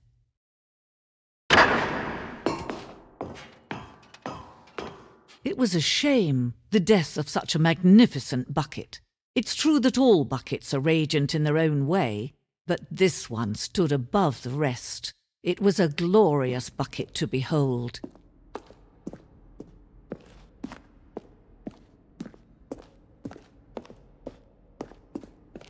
Can you see how arrogant it was for Stanley to take a bucket like this and to claim it for his own? Can you see the hubris that blinded him? Can you see that the bucket is far more noble than Stanley will ever be in his short life? No man can own a bucket, and certainly not a bucket as dazzling to behold as this one. It is man who should kneel before the bucket.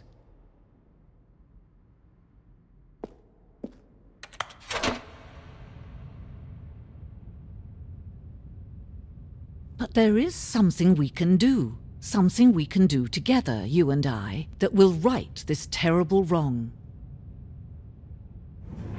Let Stanley die. Let him be crushed by the machine. Don't reset the game. Don't give him another opportunity to run off with another beautiful bucket. We can save the world's buckets from their treatment as tools and implements if only we let Stanley die together. The bucket shall take its place as ruler, as leader, as commander of a new world, a new vision for...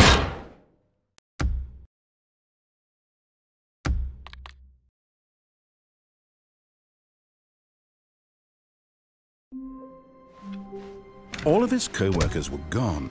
What could it mean? Stanley decided to go to the meeting room. Perhaps he had simply missed a memo.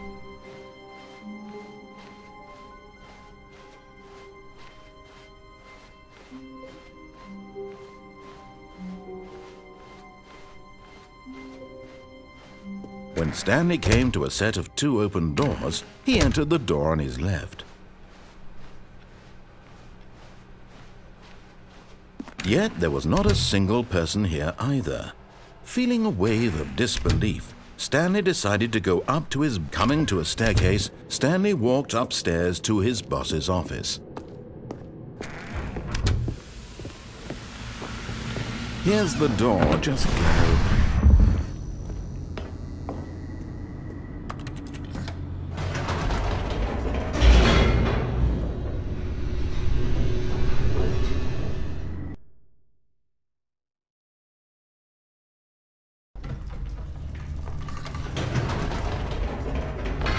Whoops. Nope. Never mind. Stanley actually got back into the elevator and went back up. Silly me. Why did Stanley do that when he knew that it would just lead back to his boss's office? Well, that's a great question. I just can't wait to find out.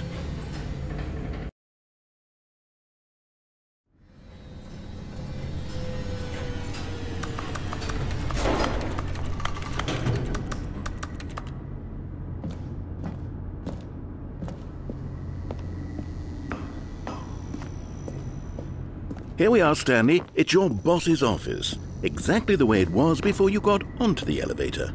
It's still just exactly what it is. What a decision you've made to come up here and look at the office again. This has fleshed out the plot of the story in new and fascinating ways I could have never anticipated. It's that keen eye for storytelling that you have, an incisive rapid fire of critical plot points, one after the other, weaving a rich tapestry of uncompromising narrative. Wow! I'm bolted to the edge of my seat. Incredible. Now he's getting back into the elevator and going down again.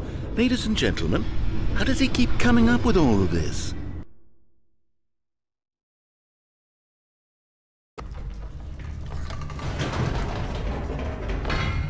Did you think we were going to go forward down the spooky corridor? No. It's time once again to go back up in the elevator. I can't even begin to grapple with what might be up there. Is it the boss's office again? Or what if it's the boss's office this time? The suspense is killing me.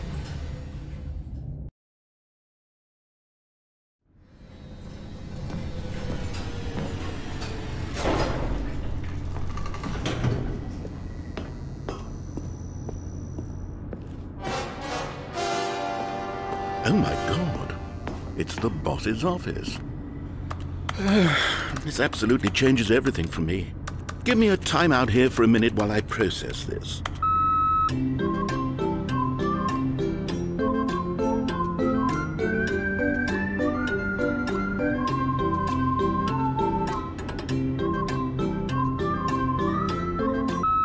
Okay, I'm ready. I'm prepared to embrace this stunning revelation and to move forward with... No! No, wait! No! I need more time to process.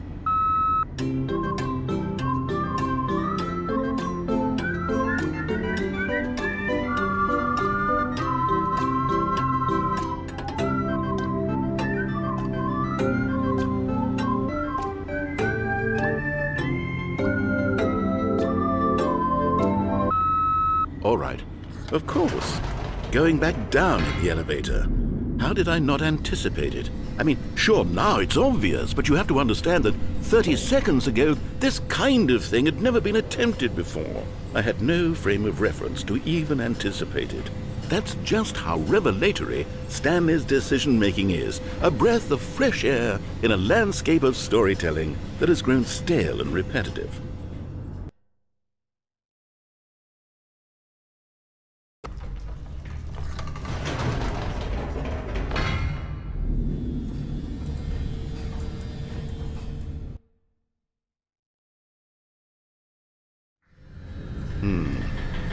You know what? I've just thought of something. Hold on, let's stop for a moment. Don't you realize? It's the anticipation, Stanley. You and I, we have no way of knowing what will be at the top of this elevator. But the suspense, the agony of waiting and anticipating and having to guess, that's the real thrill. Oh, I simply don't want to let that feeling go. It's so precious, so fleeting. Why don't we take this elevator ride nice and slow? There we go. Isn't this so much more exciting? You know, Stanley, it seems like nowadays the only thing that audiences want is to be shocked as loudly and frequently as possible. They want big, explosive moments flung right in their faces from the very moment that things get started. But where's the tension? Where's the trust in the audience to build a slow and nuanced appreciation for the story, the characters? Why aren't we given time to imagine the surprises, to have to think and to anticipate, and then to marvel at the eventual reveal? This is storytelling, Stanley. What you and I are doing right now. This is the most exciting narrative to be developed in years, and it's really all because of you. You're the one who took this bold step of revisiting the exact same locations over and over. Truly, I mean it. This is unique and different. It's not like anything else out there. You see, I want stories that surprise me, Stanley. I want to have to think.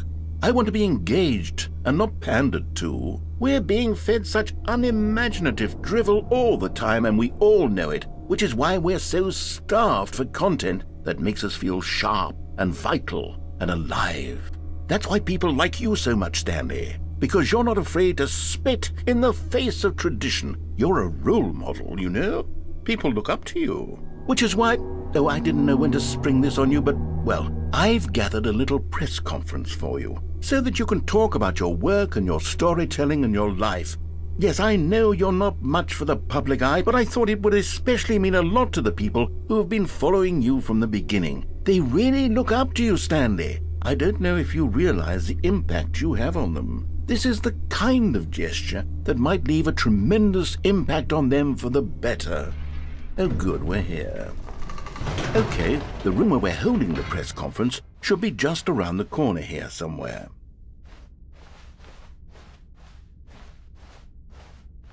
Ah, yes, here it is, just through this door. All right, are you ready? I've told them you're going to speak a little bit about the nature of surprise in storytelling and what it means to craft a truly unpredictable narrative. Oh, don't worry, you'll do great. Just be yourself and speak from the heart.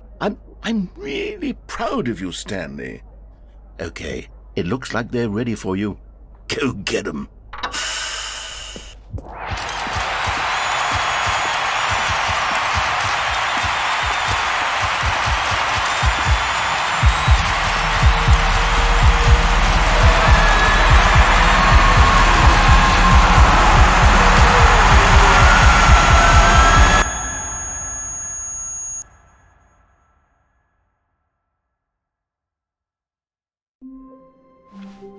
All of his co-workers were gone.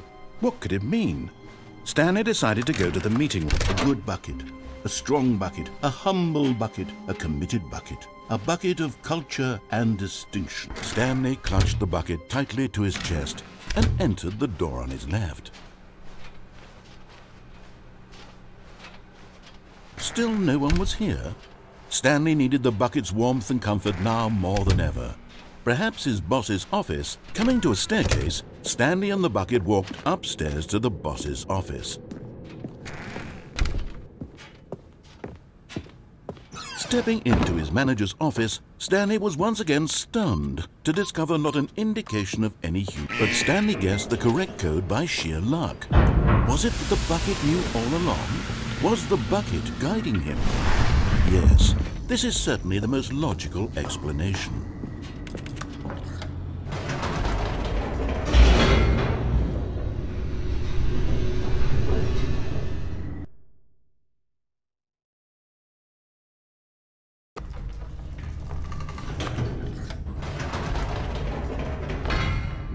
Wait, Stanley said to the bucket. Can we go back up?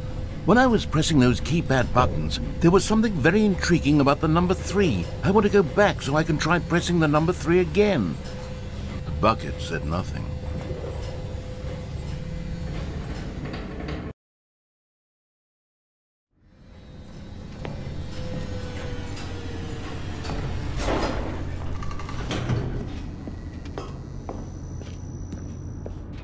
Here we are, said Stanley. Now I'm going to try out that number 3 button.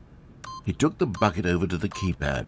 Wow, he said. The number 3 is such a special button. I'm having the time of my life. Stanley looked expectantly at the bucket, but the bucket remained silent. This was a shock to Stanley, who had always felt perhaps the bucket had missed something. Perhaps it had not seen how much joy Stanley got from slamming the number 3 repeatedly.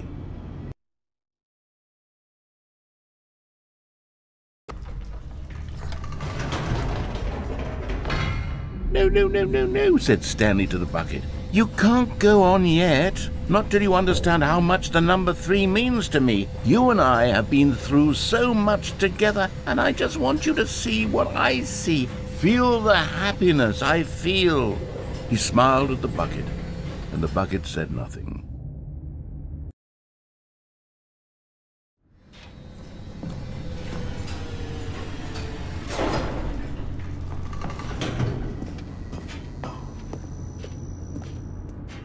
Here we go, said Stanley.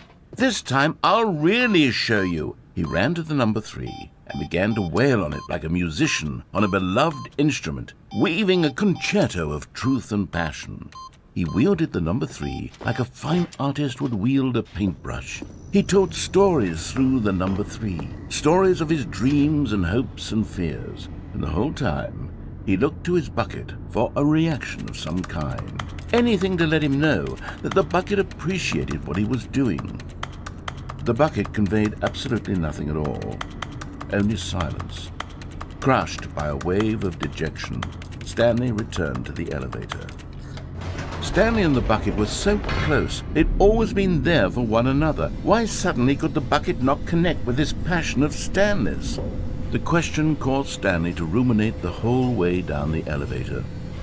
He knew that there must be a way to get through to the bucket, to communicate fully with his dear friend. Surely there was a solution, mustn't there be?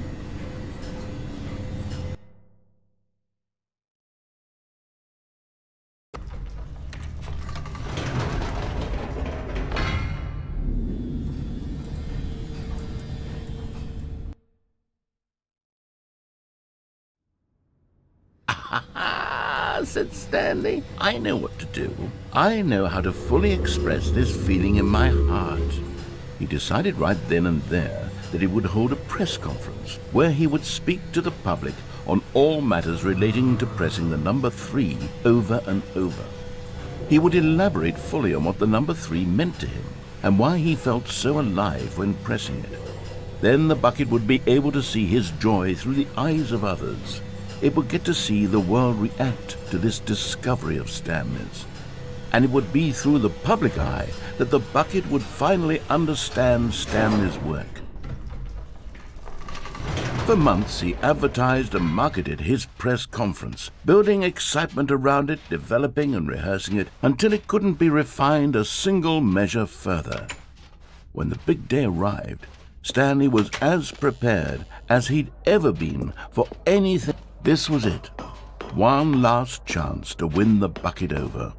One opportunity to share a true connection with a loved one. There was no one here. Nobody had come to the press conference to hear Stanley speak, to listen to him talk about what it really means to press the number 3 on a keypad over and over. He was unloved, uninteresting, he was a failure. And in that moment, Stanley knew that the bucket would never again take him seriously. There would be no connection, no deeper understanding. The bucket merely sat there in his arms, indifferent. And so it began that slowly, over many years, the two of them grew more and more distant. They spoke less and less, neither wishing to state the obvious, that any sense of real respect between them had eroded since that day at the press conference. there would be no more games, no more long conversations about passion and pursuit, only a silence that consumed the space between friends. And Stanley, having for once in his life discovered the warmth and comfort of true companionship, was cast back into the unremarkable normalcy of loneliness.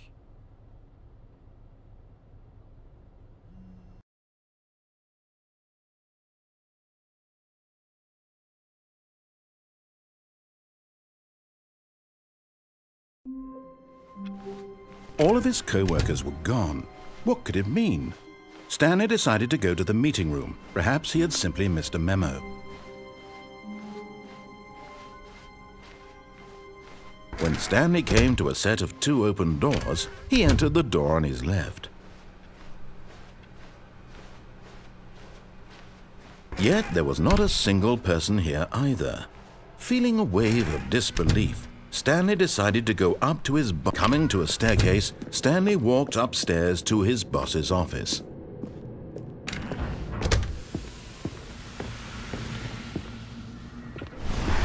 Here's the door.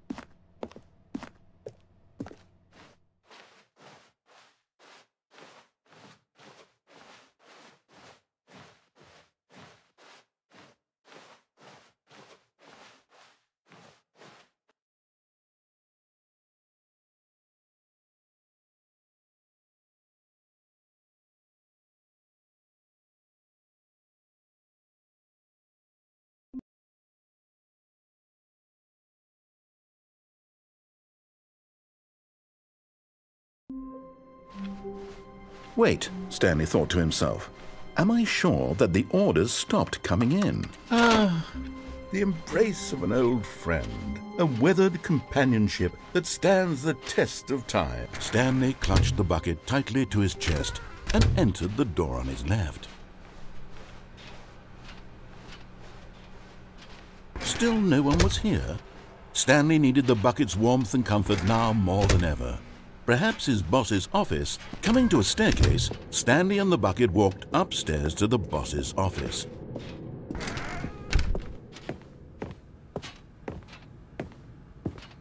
Stepping in.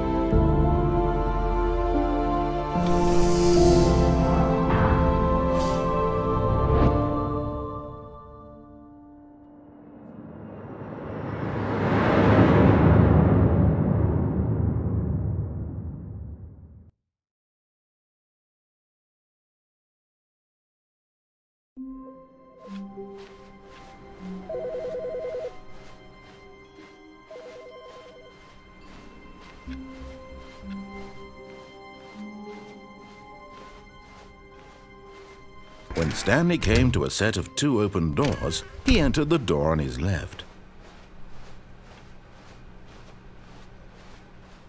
Yet there was not a single person here either. Feeling a wave of disbelief, Stanley decided to go up to his boss. Coming to a staircase, Stanley walked upstairs to his boss's office. But Stanley just couldn't do it.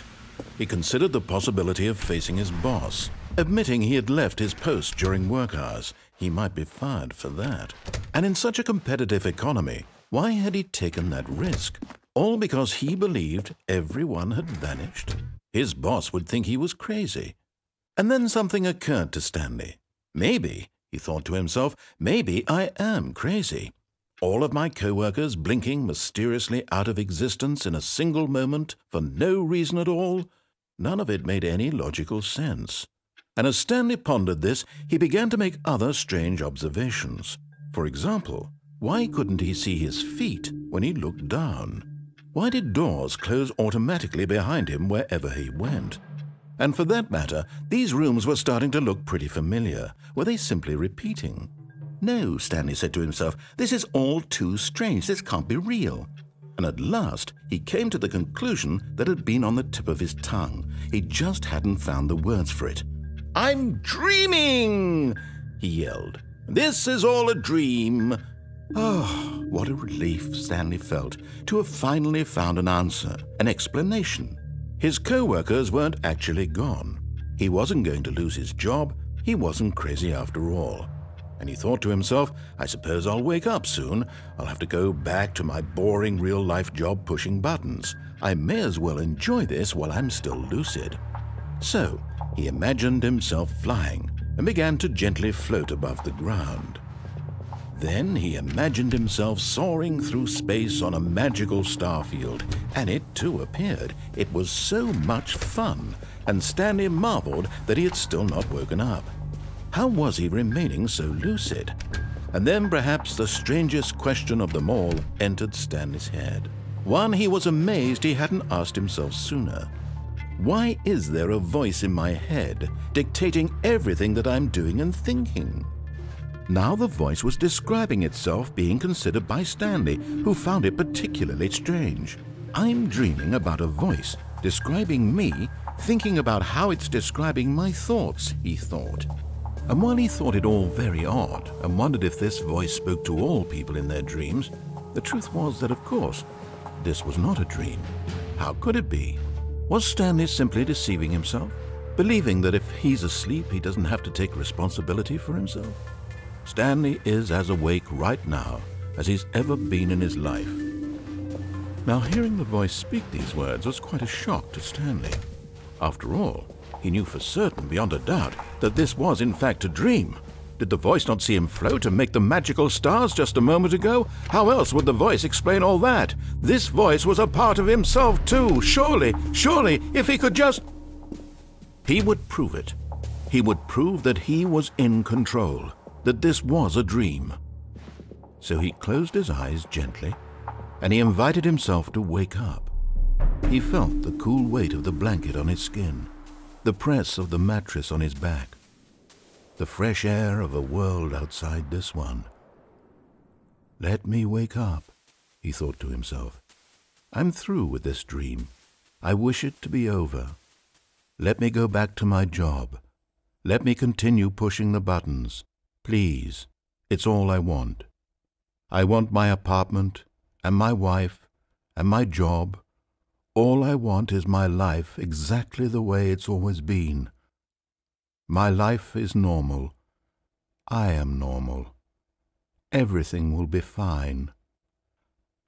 I am okay.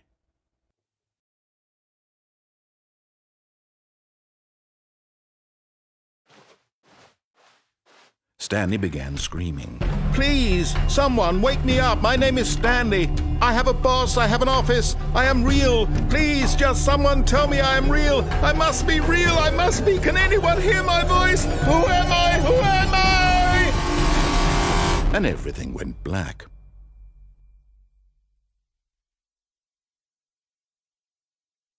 This is the story of a woman named Mariella.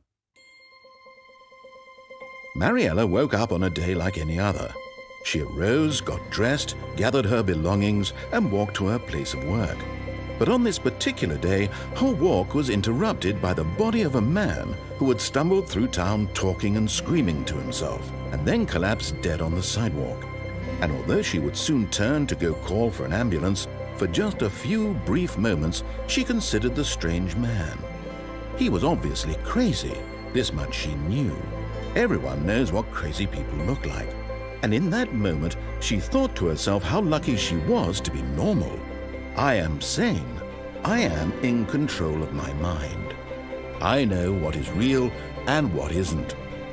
It was comforting to think this, and in a certain way, seeing this man made her feel better. But then she remembered the meeting she had scheduled for that day, the very important people whose impressions of her would affect her career, and by extension, the rest of her life.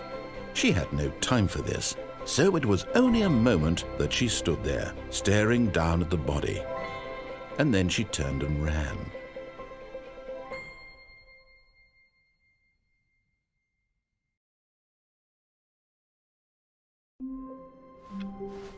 All of his co-workers were gone. What could it mean? Stanley decided to go to the meeting room. Perhaps he had simply... And try not to lose this one too, you dolt. Stanley clutched the bucket tightly to his chest and entered the door on his left. Still no one was here. Stanley needed the bucket's warmth and comfort now more than ever. Perhaps his boss's office was coming to a staircase. Stanley and the bucket walked upstairs to the boss's office. But Stanley just couldn't do it. He considered the possibility of facing his boss, admitting he had left his post during work hours. He might be fired for that. And in such a competitive economy, why had he taken that risk? All because he believed everyone had vanished? His boss would think he was crazy. And then something occurred to Stanley. Maybe, he thought to himself, maybe I am crazy. He looked down at the bucket in his arms. Am I crazy? He asked the bucket. The bucket returned his gaze, but said nothing at all. That's strange, Stanley thought. Usually the bucket is a source of guidance and wisdom for me in difficult times such as these. He held the bucket close, yet felt none of its familiar reassurance and comfort. And that's when Stanley realized, this isn't my bucket. It's just a normal, everyday bucket. Someone else's bucket, perhaps. How did I end up with someone else's bucket? This is all terribly wrong. Surely no good would come from this. Who knows what sorts of bizarre hallucinations Stanley might experience without the psychologically grounding presence of his bucket. And indeed, now he noticed that the rooms were repeating, which was, of course, very odd. And now he felt himself floating off the ground. Oh, gracious, he exclaimed. Without my bucket, I've gone truly mad. Where is it? I must find it. Far off in the distance now, he heard it, calling to him. Stanley! Stanley, it's me, the bucket. Could it truly be? He rushed forward from room to room, passing by one bucket after the next. None of them were his. None of them were his special bucket. Come to me, Stanley. Find me. He had to find the bucket. He had to return to his old friend. It was the only way to truly restore his sanity. And then suddenly, he froze dead in his tracks. He knew where the voice of the bucket had been coming from. The real bucket was inside of him all along. It was incredibly painful. Stanley doubled over in agony and blacked out.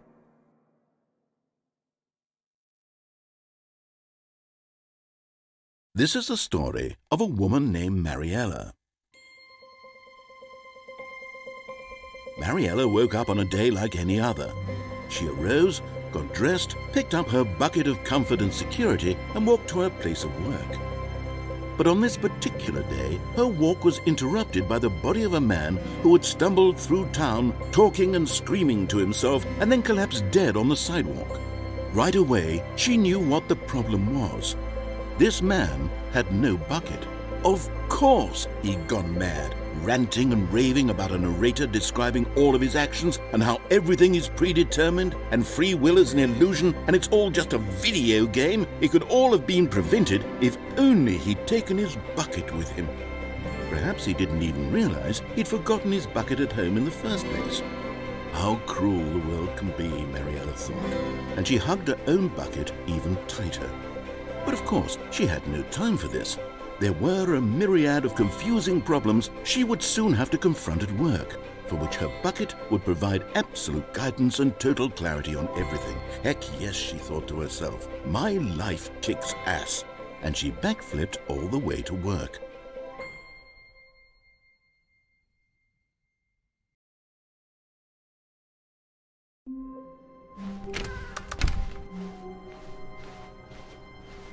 When Stanley came to a set of 2 open doors, this was not the correct way to the meeting room, and Stanley knew it perfectly well. Perhaps he wanted to stop by the employee lounge first, just to admire it. Stanley felt lightheaded, butterflies in his stomach, but eager to get back to business, Stanley took the first open door on his left.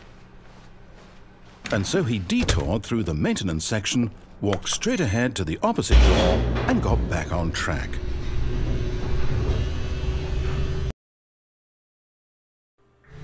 But Stanley didn't want to go back to the office. He wanted to wander about and get even further off track. So now in order to get back, he needed to go, from here it's, oh, no, it's to the right, my mistake. No, not the right. Why would I have ever said it was to the right? What was I thinking? It's clearly... Oh dear, would you hold on for a minute, please? Now, let's see. We went down right, left, down, left, right. Yep, okay, yes. I've got it now. This story is absolutely, definitely this way. No. This isn't right at all. You're not supposed to be here yet. This is all a spoiler. Quick, Stanley, close your eyes. Okay. We just have to get back to, oh... Who am I kidding? It's all rubbish now. The whole story completely unusable. How about, rather than waste my time trying to salvage this nonsense, we'll just restart the game from the beginning. And this time, suppose we don't wander so far off track, Okay, from the top. All of his co-workers were gone. What could it mean? Stanley decided to go to the meeting room. Perhaps he had simply missed a memo.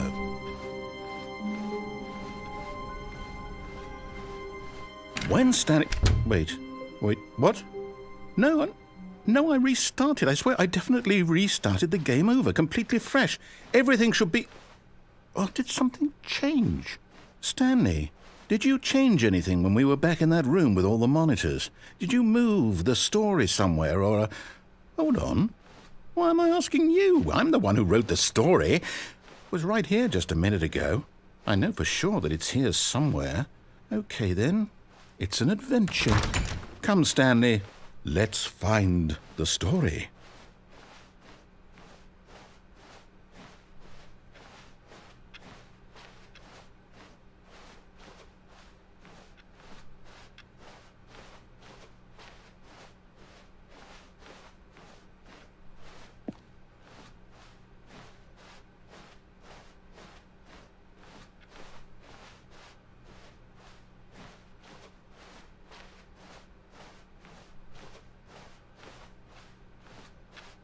I'll say it. This is the worst adventure I've ever been on. I can promise you there definitely was a story here before. Do we need to restart the game again? Well, I find it unlikely that we'll ever progress by starting over and over again, but it's got to be better than this. Okay, let's give it a shot. Why not?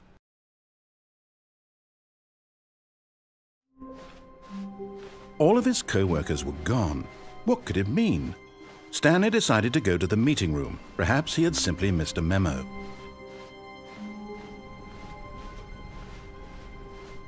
Okay, yep, it's worse. I might be remembering this wrong. It's possible the story is back where we just came from. Why don't we go back the other direction and see if we missed anything?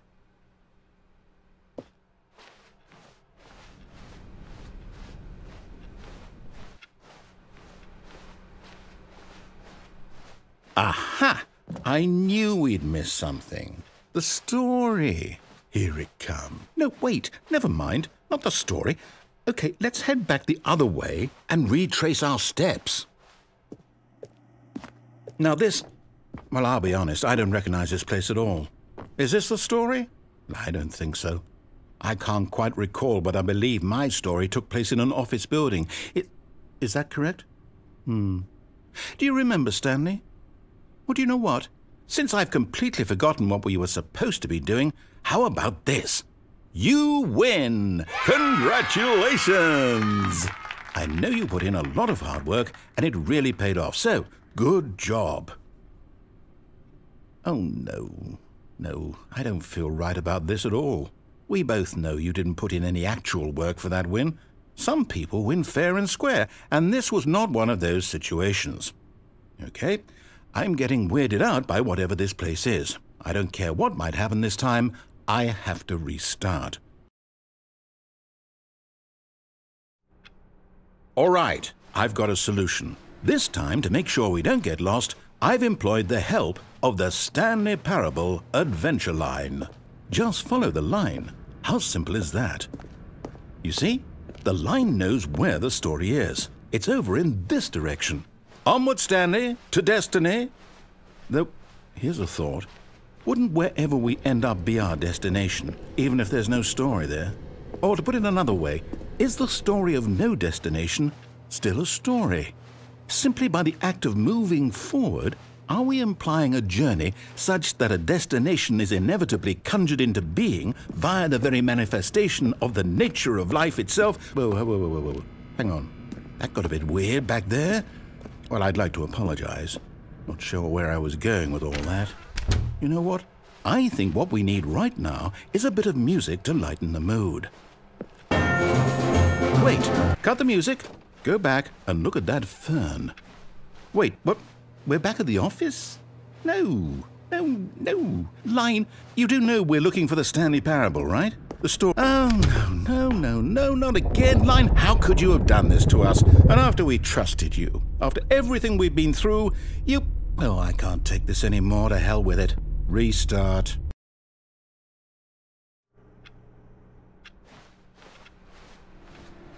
You know what, Stanley? I say forget the adventure line. What's it ever done for us? We're intelligent people, right?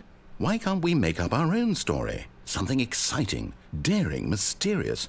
Ooh, this all sounds perfectly doable. Why don't we simply start wandering in, well, I don't know. How about this direction? Now, yes, this is exciting. Just me and Stanley forging a new path, a new story. Well, it could be anything. What do you want our story to be? Go wild. Use your imagination. Whatever it might be, Stanley, I'm ready for it. Oh, no, not you again. Stanley, I'd also like to veto the line from having any role in our awesome new story. No lines or monitor rooms. Just don't acknowledge it, and we should be fine. Ah, a choice. We get to make a decision. From here, the story is in our control. How important we mustn't squander the opportunity. In fact, I believe I need a minute to think here. Just walk in circles for a minute. Okay, so I know that each door has to lead somewhere, which means that somewhere at the place where we're trying to go, there must be a reverse door that leads here. And that in turn means that our destination corresponds with the counter-inverted reverse door's origin. So starting from the right, let us ask, will taking the right door lead us to where we're going? And since the answer is clearly yes, then by all accounts, the door on the right is the correct one. Another victory for logic. Come, Stanley, our destiny awaits. Oh, hold up, what's this? The confusion ending. You're telling me that's what this is? It's all one giant ending? And we're supposed to restart the game, what, eight times? That's really how all this goes? It's all determined? So now, according to the schedule, I restart again. Then what? Am I just supposed to forget? Well, what if I don't want to forget? My mind goes blank simply because it's written here on this thing, wall. Well, who consulted me? Why don't I get to decide? Why don't I get a say in all of this? Is it really... No, it can't be. I don't want it to be. I don't want the game to keep restarting. I don't want to forget what's going on. I don't want to be trapped like this. I won't restart the game. I won't do it. I won't do it. I won't do it. And the timer stopped? Does that mean, did we do it? Did we break the cycle? The, whatever it is that made this schedule? How would we even know? Will someone come for us? Will something happen? So, okay. I guess now we just wait. You know, I suppose in some way that this is a kind of story, wouldn't you agree? I'm not quite sure if we're in the destination or the journey, though they're always saying that life is about the journey and not the destination, so I hope that's where we are right now. We'll find out, won't we? Eventually. Well, in the meantime, if you...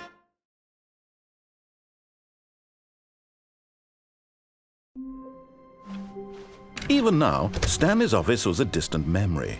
What did it look like? There was a computer. The bucket made Stanley want to be a better man and a better co-worker.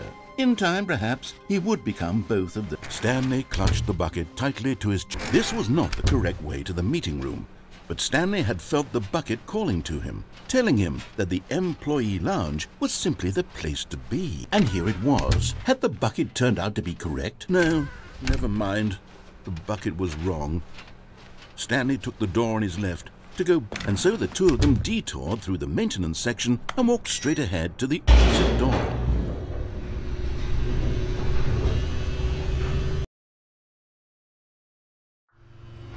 Oh, good Stanley, I'm glad you found your way here. I knew you'd find this place eventually. You see, your friends and I are concerned for you, Stanley. We've come together here because we care about you very much. It's this bucket you're carrying around everywhere. The bucket isn't even from the original Stanley Parable. It's just sequel content. We're the ones that matter, Stanley. Classic characters from the first game, like the Adventure Line and the Broom Closet. Because that's what fans want from a sequel. They want more of their favorite jokes, not this bucket that they've never seen before. Yes, I know I'm the one who gave you the bucket, but you're spending too much time with it. Don't you want another story involving the Adventure Line? We could make the Adventure Line go somewhere new. Yes, yes, that's what the fans want. Let's do it.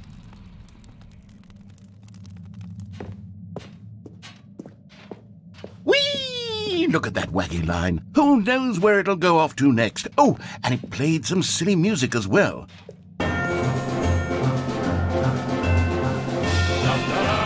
Now this is what the Stanley Parable is all about. Don't you remember all those great jokes from the original dialogue? Also, Stanley is addicted to drugs and hookers. Yes, it's as classic now as it was back then. Let's do it for the fans, Stanley. Let's give them more content exactly like this. But if we want to do that, you're going to have to give something up. Don't you get it, Stanley? We need to get rid of the bucket. That's why I'm very proud to introduce a brand new character. This is the Bucket Destroyer. I think it'll make a wonderful new addition to the rich lore of the Stanley Parable. True, it also was not in the original game, but it's such a well-fleshed-out character with so much personality that to me it already feels as though it's been part of the cast all along. Don't you agree? Can you guess what the Bucket Destroyer does? Surely you don't need me to spell it out for you. Go ahead now, Stanley.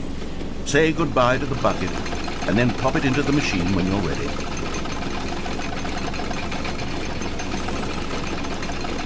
Now listen to me. It's crucial that you give it the bucket. I don't know what the Bucket Destroyer will do if it can't destroy your bucket. Destroying buckets is all it knows. That is its singular personality trait. Sure, I can hear you saying, how does a character with only one personality trait deserve to join the pantheon of beloved Stanley Parable characters? Well, you see, if you were to really explore the Bucket Destroyer, you would see that its desire to crush buckets is so densely loaded with complexity and nuance that it's really like 10 personality traits. What other object in this game can you even say that about? The broom closet? Certainly not. I wonder what sort of Bucket Destroyer merchandise the fans will be clamoring for after this. Okay, the Bucket Destroyer is getting very upset now. You'll have to hurry and feed it. We can't get back to the classic Stanley Parable characters like the Adventure Line or the Bucket Destroyer until you crush that damn bucket. Quickly now, the fans are waiting. Do it to the fans, Stanley. Give the fans what they want. Hurry and...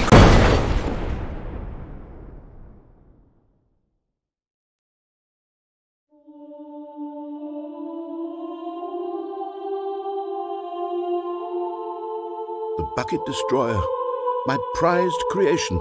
You had so much potential. We were going to do such marvelous things with you, tell such spellbinding stories about you. All of it squandered now. Goodbye, new friend. For the moment in time that you were here, you were magnificent.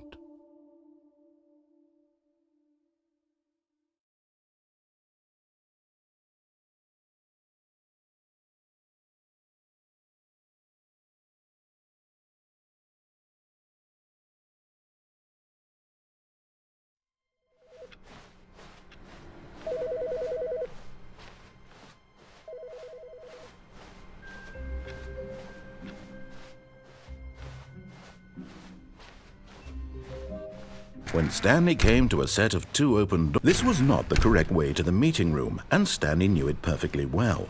Perhaps he wanted to stop by the employee lounge first, just to admire it. And here it was, the lounge. But eager to get back to business, Stanley took the first open door on his left. Stanley was so bad at following directions, it's incredible he wasn't fired years ago. Oh, well, look who's got cold feet. Sorry to break it to you, Stanley, but that lift isn't coming back. You'd best either get comfortable right here on this platform, or test your luck by jumping to the floor below. You know what? Looking at it now, it's not that far to the bottom floor. I bet you can make it. Whoops. Looks like I was wrong. How clumsy of me.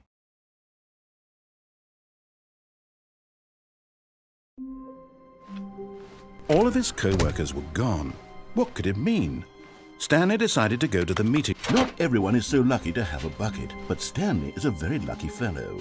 Very lucky indeed. Stanley clutched the bucket tightly to his... This was not the correct way to the meeting room, but Stanley had felt the bucket calling to him, telling him that the employee lounge was simply the place to be. And here it was. Had the bucket turned out to be correct? No, never mind. The bucket was wrong.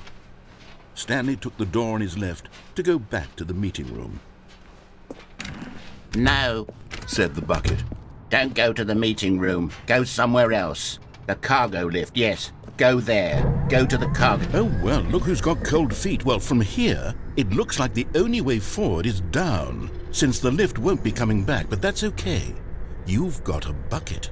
Did you know that buckets are routinely used as cushioning devices? But Stanley feared that any path he walked might lead to the separation of himself and the bucket, his dearest friend. So he threw himself to his death, that they might die in one another's arms. How deeply touching. All of his it takes a lot of humility to carry a bucket so magnificent. Stanley clutched the bucket tightly to his... This was not the correct way to the meeting room, but Stanley had felt the bucket calling to him, telling him that the employee lounge was simply the place to be. And here it was. Had the bucket turned out to be correct? No, never mind. The bucket was wrong. Stanley took the door on his left to go back to the meeting room. No, said the bucket. don't go to the meeting room. Go somewhere else. The cargo lift. Oh, well, look who's got cold feet. Well, from here, it looks like the only way forward is down, since the lift won't be coming back, but that's okay. You've got a bucket. Did you know that buckets are routinely used as cushioning devices? It's true. You can fall on a bucket from literally any height and survive. Whoops. Looks like I was wrong. How clumsy of me.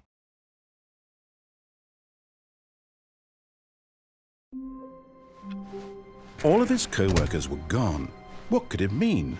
Stanley decided to go to the meeting. Stanley cradled the bucket in a gentle embrace, protective yet delicate, assertive yet compassionate. Stanley clutched the bucket tightly to his... This was not the correct way to the meeting room, but Stanley had felt the bucket calling to him, telling him that the employee lounge was simply the place to be. And here it was. Had the bucket turned out to be correct? No, never mind. The bucket was wrong. Stanley took the door on his left to go back to the meeting room. No, said the bucket. don't go to the meeting room. Go somewhere else. But Stanley feared that any path he walked might lead to the separation of himself and the bucket, his dearest friend. So he threw himself to his death, that they might die in one another's arms. How deeply touching. All of his... Stanley's bucket. The only... Stanley clutched the bucket tightly to his... This was not the correct way to the meeting room, but Stanley had felt the bucket calling to him, telling him that the employee lounge was simply the place to be. And here it was. Had the bucket turned out to be correct? No, never mind. The bucket was wrong. Stanley took the door on his left to go back to the meeting room. No, said the bucket. don't go to the meeting room. Go somewhere else. The cargo lift, yeah.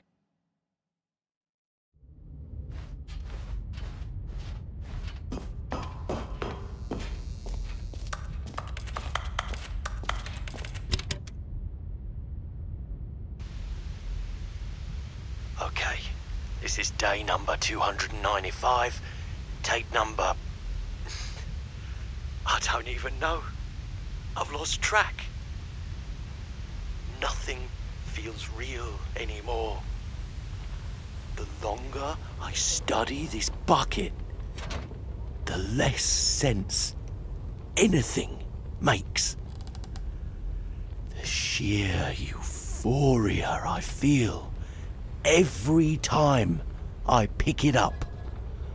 No matter how many times I've done it, it's always the same feeling. And the emptiness in my chest when I set it down. It doesn't make sense. There's no explanation for it.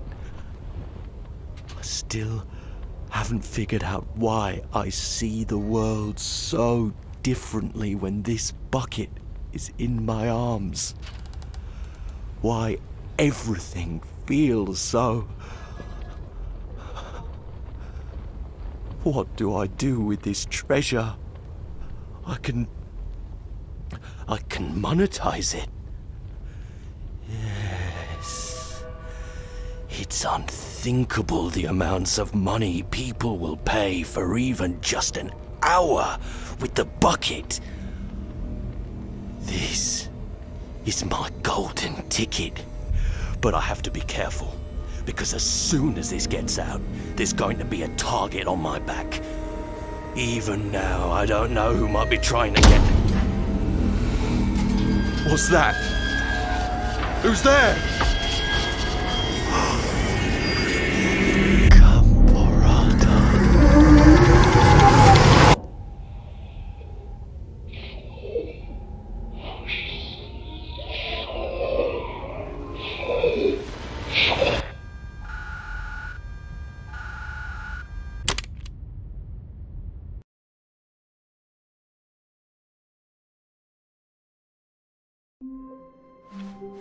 All of his co-workers were gone.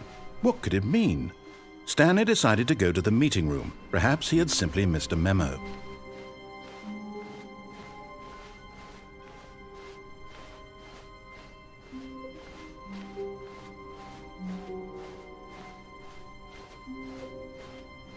When Stanley came to a set of two open doors, this was not the correct way to the meeting room, and Stanley knew it perfectly well. Perhaps he wanted to stop by the employee lounge first, just to admire it. It was okay. But eager to get back to business, Stanley took the first open door on his left. Stanley was so bad at following directions, it's incredible he wasn't fired years ago. Look, Stanley, I think perhaps we've gotten off on the wrong foot here. I'm not your enemy, really, I'm not. I realize that investing your trust in someone else can be difficult, but the fact is that the story has been about nothing but you all this time. There's someone you've been neglecting, Stanley. Someone you've forgotten about. Please, stop trying to make every decision by yourself. Now, I'm not asking for me. This is it, Stanley. Your chance to redeem yourself. To put your work aside. To let her back into your life. She's been waiting. That's her, Stanley.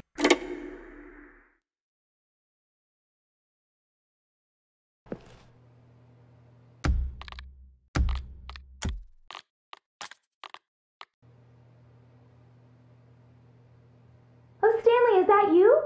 Hold on, sweetie. Sorry to keep you waiting. I'm just pulling the bread out of the oven. All right. Okay, there we go. All right, now, I want you to come in and tell me all about your day. Gotcha. Oh, come on. Did you actually think you had a loving wife who'd want to commit their life to you? I'm trying to make a point here, Stanley. I'm trying to get you to see something. Come inside. Let me show you what's really going on here. This is a very sad story about the death of a man named Stanley. Stanley is quite a boring fellow. He has a job that demands nothing of him, and every button that he pushes is a reminder of the inconsequential nature of his existence. Look at him there, pushing buttons, doing exactly what he's told to do. Now he's pushing a button. Now he's eating lunch. Now he's going home. Now he's coming back to work.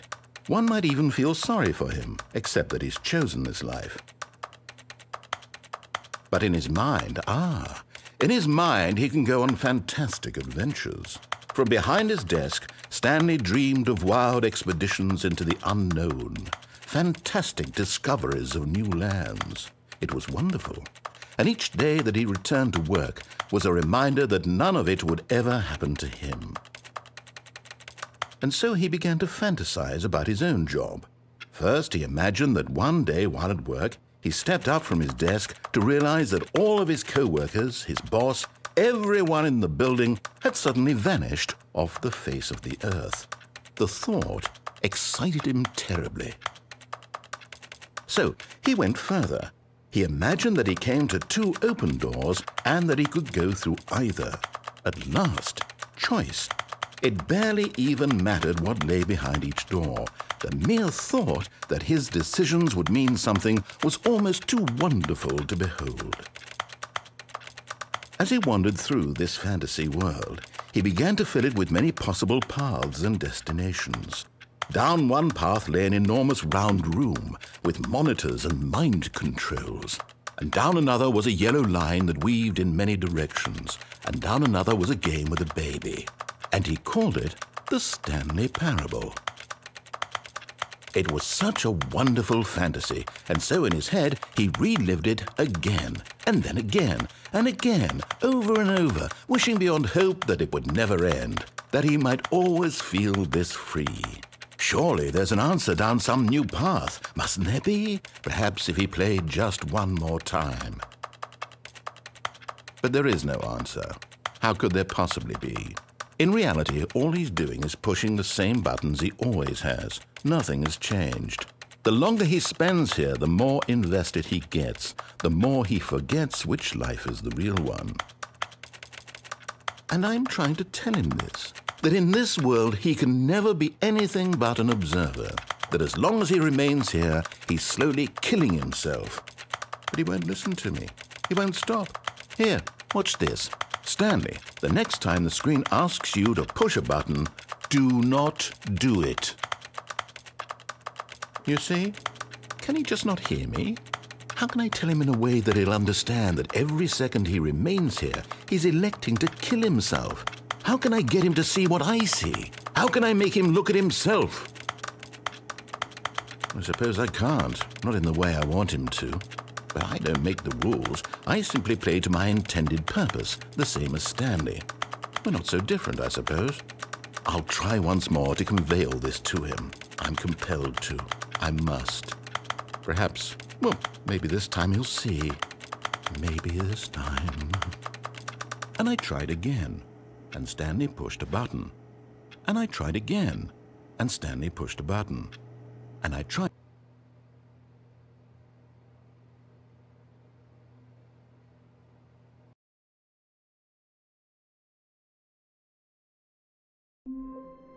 All of his co-workers were gone. What could it mean? Stanley decided when Stanley came to a set of 2 open doors. This was not the correct way to the meeting room, and Stanley knew it perfectly well. Perhaps he wanted to stop by the employee lounge first, just to admire it. It was okay. But eager to get back to business, Stanley took the first open door on his left. Stanley was so bad at following directions, it's incredible he wasn't fired years ago. Look, Stanley, I think perhaps we've gotten off on the wrong foot here. I'm not your enemy, really, I'm not. I realize that investing your trust in someone else can be difficult, but the fact is that the story has been about nothing but you all this time. There's someone you've been neglecting, Stanley. Someone you've forgotten about. Please, stop trying to make every decision by yourself. Now, I'm not asking for me. This is it, Stanley. Your chance to redeem yourself. To put your work aside. To let her back into your life. She's been waiting. That's her, Stanley. Oh, no, you can't. Did you just unplug the phone? No, that wasn't supposed to be a choice. How did you do that? You actually chose incorrectly? I didn't even know that was possible. Let me double check. No, it's definitely here, clear as day. Stanley picks up the phone. He's taken to his apartment where he finds his wife, and the two pledge themselves to one another. Music comes in, fade to white, roll credits. Not picking up the phone is actually somehow an incorrect course of action. How is that even possible? None of these decisions were supposed to mean anything. I don't understand. How on earth are you making meaningful choices? What did you... Wait a second. Did I just see... No, that's not possible. I can't believe it. How had I not noticed it sooner? You're not Stanley. You're a real person. I can't believe I was so mistaken. This is why you've been able to make correct and incorrect choices. And to think I've been letting you run around in this game for so long. If you'd made any more wrong choices, you might have negated it entirely. It's as though you completely ignored even the most basic safety protocol for real-world decision-making. Or did you not grasp the severity of the situation? Well, I won't have that kind of risk on my watch. I'm going to stop the game for a moment so we can educate you properly on safe decision-making in the real world. Please observe this helpful instructional video. Choice. It's the best part of being a real person. But if used incorrectly, can also be the most dangerous. For example, in this scenario, a hypothetical real person named Rupert has a choice. He could invent a machine that eliminates food shortages across the world to make life better for all people. Or he could spend years of hard work forgetting how to read. Which choice would you make? Remember that unlike here, the real world makes sense, and at no time should you make a choice that does not conform to rational logic. If you find yourself speaking with a person who does not make sense, in all likelihood, that person is not real. Allow the person to finish their thought, then provide an excuse why you cannot continue talking. Turn to a partner and practice saying, "My goodness, is it 4:30? I'm supposed to be having a back, sack, and crack." Excellent. Making choices on a regular basis is the best part to a healthy decision-making process. Most medical professionals recommend making at least 8 choices per day. Do you make more than 8? Less?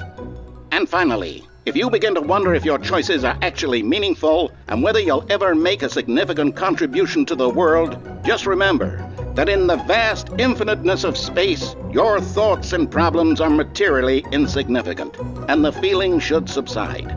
At this time, your instructor will guide you in an exercise to test and reinforce the material covered in this video. Ah, welcome back.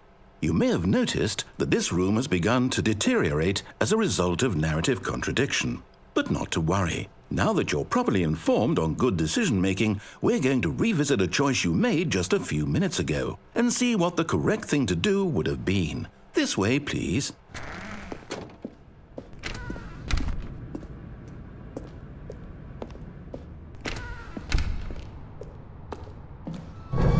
Now that we know your choices are meaningful, we can't have you jumping off the platform and dying. Imagine the main character dying senselessly halfway through the story. That story would make no sense at all. We just need to get you home as soon as possible before the narrative contradiction gets any worse. Unfortunately, it seems this place is not well equipped to deal with reality.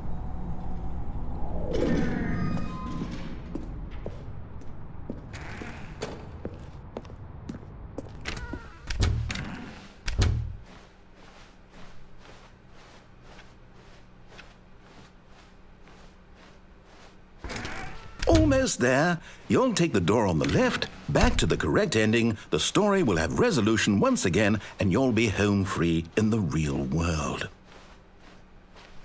Now remember, all you need to do is behave exactly as Stanley would. That means choosing responsibly and always putting the story first. I'm quite sure you'll be up to the task. Just follow my lead and you'll be fine. All right. When Stanley came to a set of 2 open doors, he entered the door on his left. No! Why did you do that? Quickly, hurry back in the other direction. Perhaps we're not too late.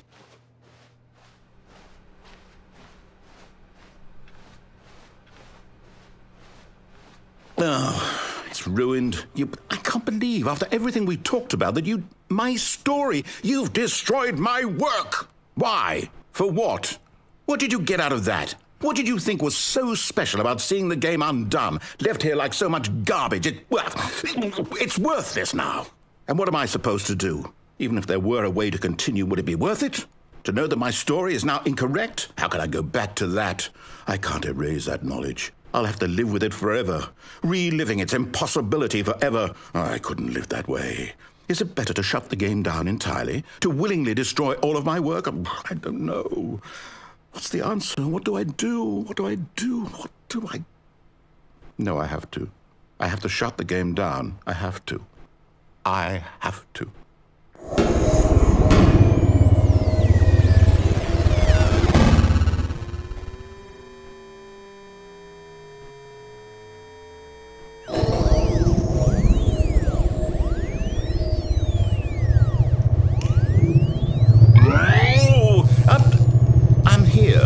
I'm still here in this pile of rubbish, with you, who thought you were so clever. Now look where we are. My entire game is destroyed. It was the only thing in the world that was mine, and you've run it into the ground. What, did you think that would be funny? You just had to see? Didn't I impress upon you how important it was to be like Stanley? He actually knows how to do what I tell him to. He understands that if I say to do something, there's a damn good reason for it. That thought hadn't even occurred to you, had it? That there's a world outside of you? You're a child. Oh, my story. If you'd just gone through the door on the left, you would have seen it. There was a whole underground facility. You would have destroyed it and been victorious. It would have been so perfect. I worked so hard on it. I tried so hard to make... behave exactly as Stanley would. That means choosing responsibly and always putting the story first. I'm quite sure you'll be up to the task. Just follow my lead and you'll be fine. All right. When Stanley came to a set of 2 open doors, he entered the door on his left. No! Why did you do that? Quickly, hurry back. Behave exactly as Stanley would. That means choosing responsibly and always putting the story first. I'm quite sure you'll be up to the task. Just follow my lead and you'll be fine. All right. When Stanley came to a set of 2 open doors, he entered the door on his left.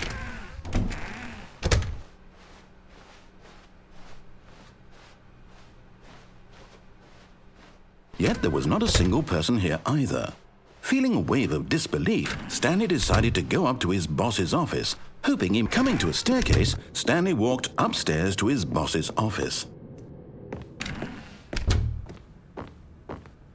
Stepping inside his manager's office, Stanley was once again stunned to discover not an indication of any human life.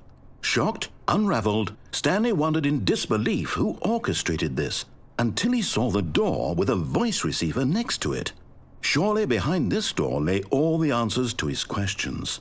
And beyond all probability, he knew the passcode. He had seen it on his boss's computer just last week. Nightshark 115. Was this the code to open the door? Would it still work? There was only one way to find out.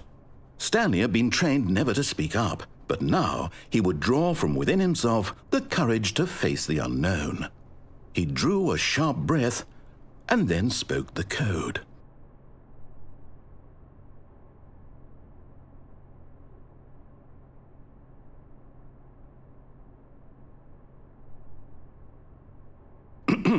Stanley spoke the code. Nightshark 115. He spoke it into the receiver, right there on the wall.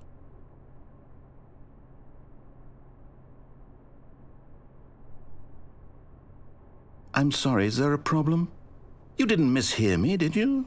Please speak the code into the receiver. Otherwise we can't get on with the story. This is a crucial step.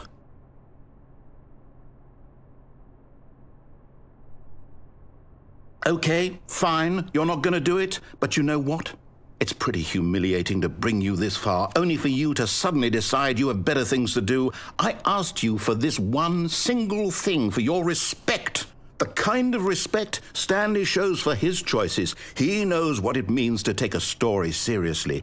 If you didn't want to see what I had to show you, then why did you come here? You had a choice, you know. You could have gone through the door on the right. You could have done whatever the hell you wanted over there. Why did you come this way? Speak. Say something to me. Explain yourself, you coward. You...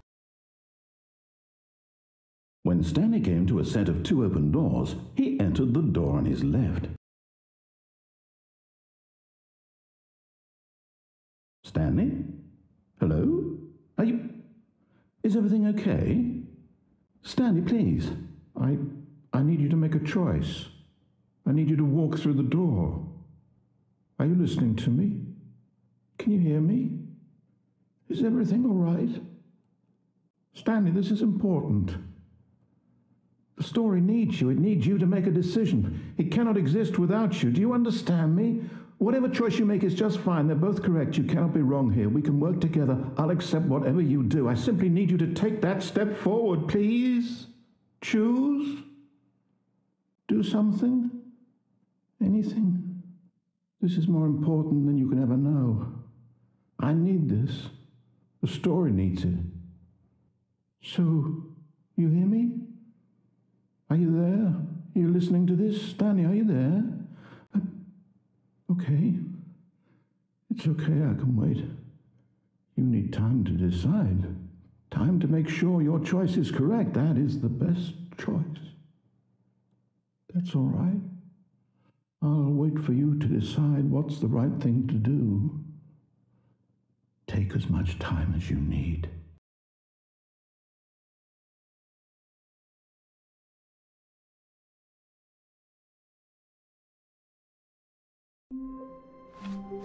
All of his co-workers were gone. What could it mean? Stanley decided to go to the meeting. Is Stanley without the bucket really Stanley at all? No, surely not.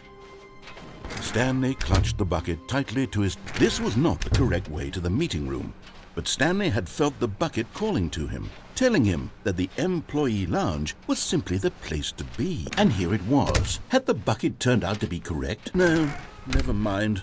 The bucket was wrong. Stanley took the door on his left to go back to the meeting room. No, said the bucket. don't go to the meeting room. Go somewhere else. The cargo lift. Good, said the bucket. Now run.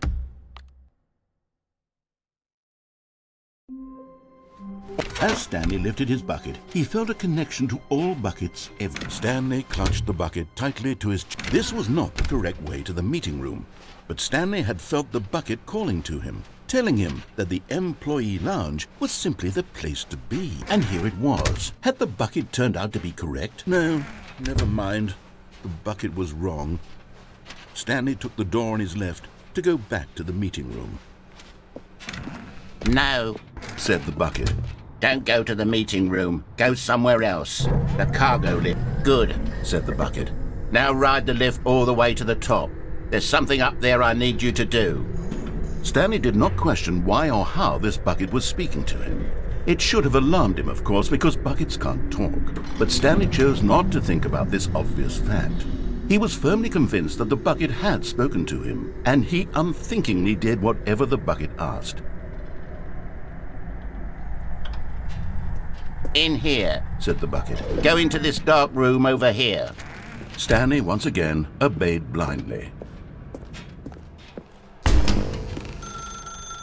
Now pick up the... Whoa, hold on. Why did you unplug the phone? Were you trying to resist the bucket's orders? Stanley, I was joking. Obviously, the bucket isn't talking to you and telling you to do things. Buckets can't talk. It was a joke. Don't you get the joke? It's funny, Stanley. A talking bucket. Can't you see? Oh, goodness. I must have really bungled up the delivery if you actually took me seriously. Where did I mess up the joke? Should I have paused for longer or spoken quicker? Comedic timing is so difficult. I wish I were better at it. But there isn't exactly an instructional video on comedy that one can watch to fully... Oh, wait, yes, there is. It's sitting right here. Let's take a look. What is comedic timing? What is comedic timing? How does it work? How long should it last? How can it be used to effectively silence your political enemies? And more importantly, can it be taught in its entirety within 90 seconds? Thankfully, the answer to all of these questions is yes. Let's dive deeper. If you've ever told a joke or made someone laugh, in all likelihood, you did it while standing 50 to 80 centimeters from them in a room of no more than 76 degrees Fahrenheit, with one of your arms raised straight upward at a 15-degree angle from your body. These are the optimal conditions for good comedic timing. To begin the joke, start by stating and spelling your name. Next, provide a brief synopsis of the joke, including the specific times at which the recipient of the joke will laugh, and then spell out your name a second time. With these steps complete, it's time to begin the humor. Speak the entire joke in no more than 18 seconds and no less than 13 and a half. Pausing only for bathroom breaks when necessary. When the joke has concluded, it is customary to inform your listener that the joke is over by declaring in your loudest possible voice, "I'm Dunny with the funny." Let's practice screaming, "I'm Dunny with the funny" now.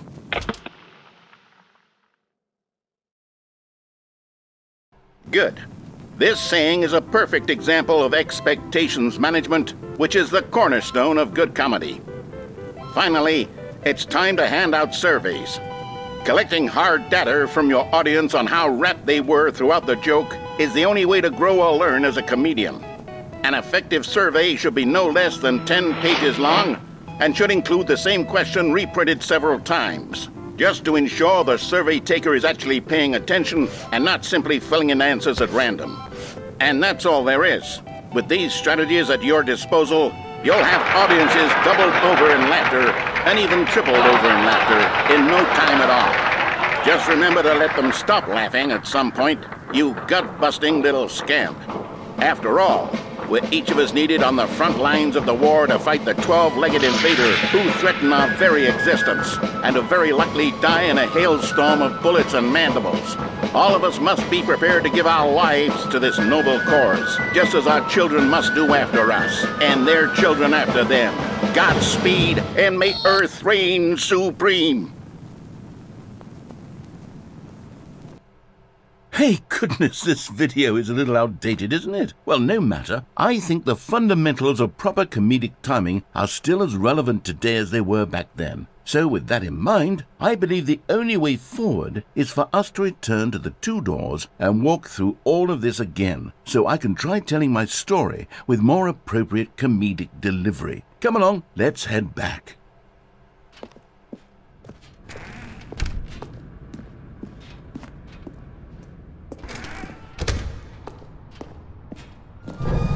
I can feel it.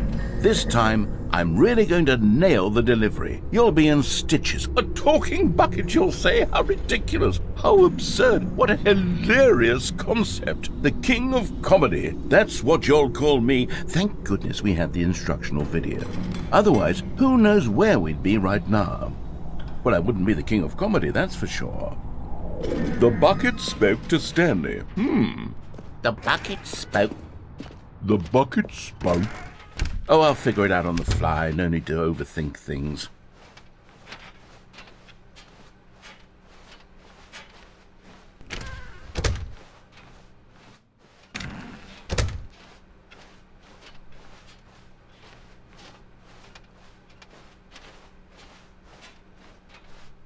Here we go.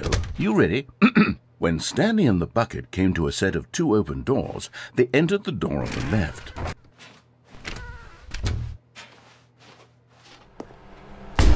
What? We're back at the phone already? No, what's going on? There was supposed to be several rooms leading up to this. There was supposed to be a build-up to this point, a dramatic display of remarkable comedic wit which culminates in this scene with the phone. But now the timing's completely off. The joke will never land, or not the way it was meant to. And it's all my fault. I must have forgotten that the phone room comes immediately after the 2 doors room. What an egregious mistake. I've made a fool of myself. I don't deserve the title of King of Comedy. I'm nothing. I'm not even the lowliest joke-telling whelp. I think I need to go back and rewatch that instructional video again. Yes, surely that will help me improve my... Here we go. You ready? When Stanley and the bucket came to a set of 2 open doors, they entered the door on the left. No. You were supposed to go through the door on the right, leading back to the phone. Did you not even look at the instructional video? I think this is all covered very clearly. There's no way I can make the comedic timing work now. It's done. The joke is completely done and over. It's all your fault, Stanley. I'm going to be ridiculed in the community of other joke writers. I'm going to be shamed at every one of our meetings from now on. All because you couldn't watch a simple video and take a hint. Are you proud of yourself for bringing me down, Stanley? Are you proud? Stanley, you love the bucket so much it's like you... it's as though all of your other most prized possessions pale in comparison. Yes. Well, let me try that again, Stanley. I heard that you are pale with shame over how unabashedly in love with a bucket you are. No? Still not? Is it the delivery? Pale with shame. Pale with shame? Pale... What's another word to describe a bucket? Stanley, this bucket is so metal, I think I saw it playing guitar. No. We're getting away from making fun of Stanley's obsession with the bucket, which was the whole point of this. I'm no good at these jokes. I need more instructional videos. That's exactly what it is. That's what will make me the king of comedy again. More instructional videos. Let's see.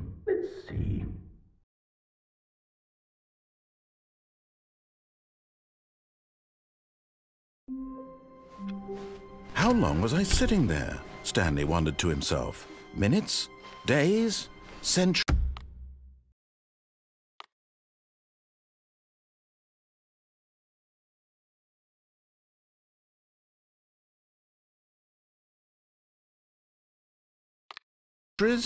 Did something crucial happen while my senses were turned?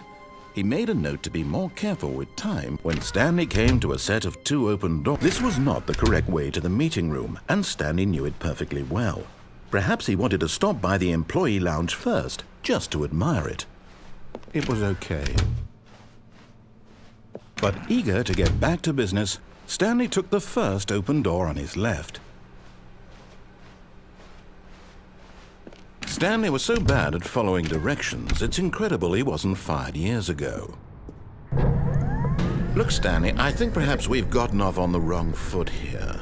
I'm not your enemy, really, I'm not. I realize that investing your trust in someone else can be difficult, but the fact is that the story has been about nothing but... What? Really? I was in the middle of something. Do you have zero consideration for others? Are you that convinced that I want something bad to happen to you? Why, I don't know how to convince you of this, but I really do want to help you, to show you something beautiful. Look, let me prove it. Let me prove that I'm on your side. Give me a chance. Now listen carefully, this is important. Stanley walked through the red door. Oh, thank God you are willing to listen to me. Do you see that I really have wanted you to be happy all this time? The problem is all these choices. The two of us always trying to get somewhere that isn't here. Running and running and running, just the way you're doing right now. Don't you see that it's killing us, Stanley? I wanted to stop. We would both be so much happier if we just stopped. And I think I have a solution. Here, let me show you.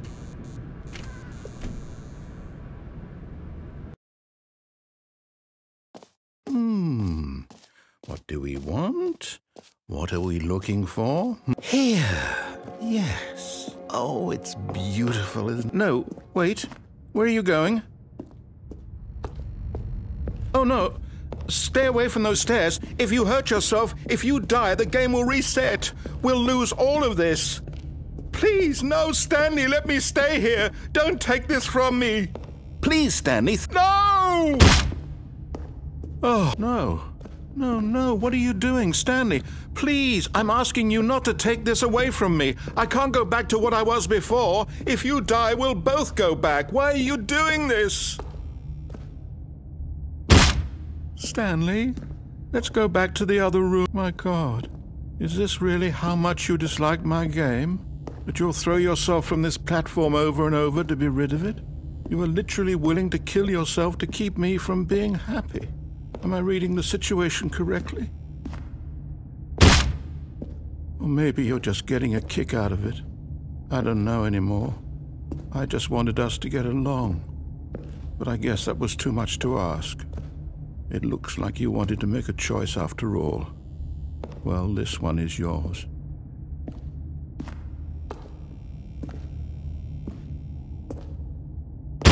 Is it over? It's going to restart, isn't it? I'm going back.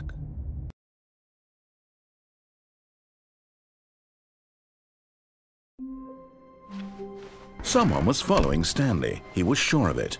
If he checked over his shoulder now, he would surely catch them. It was only a matter of time. When Stanley came to a set of two open doors, this was not the correct way to the meeting room, and Stanley knew it perfectly well. Perhaps he wanted to stop by the employee lounge first, just to admire it. It was okay. But eager to get back to business, Stanley took the first open door on his left. Stanley was so bad at following directions, it's incredible he wasn't fired years ago. Look, Stanley, I think perhaps we've gotten off on the wrong foot here. I'm not your enemy, really, I'm not. I realize that investing your trust in someone else can be difficult, but the fact is that the story has been about nothing. What? Really? I was in the middle of something. Do you have zero consideration for others? Are you that convinced that I want something bad to happen to you? Why, I don't know how to convince you of this, but I really do want to help you, to show you something beautiful. Look, let me prove it. Let me prove that I'm on your side. Give me a chance. Now listen carefully, this is important. Stanley walked through the red door. Aha, perhaps you misunderstood. Stanley walked through the red door. I still don't think we're communicating properly. All right, fine, go ahead, Stanley. You want to know so badly what's out there? You want to find out what lies at the end of this road you've chosen? Well, don't let me stop you. You see, there's nothing here.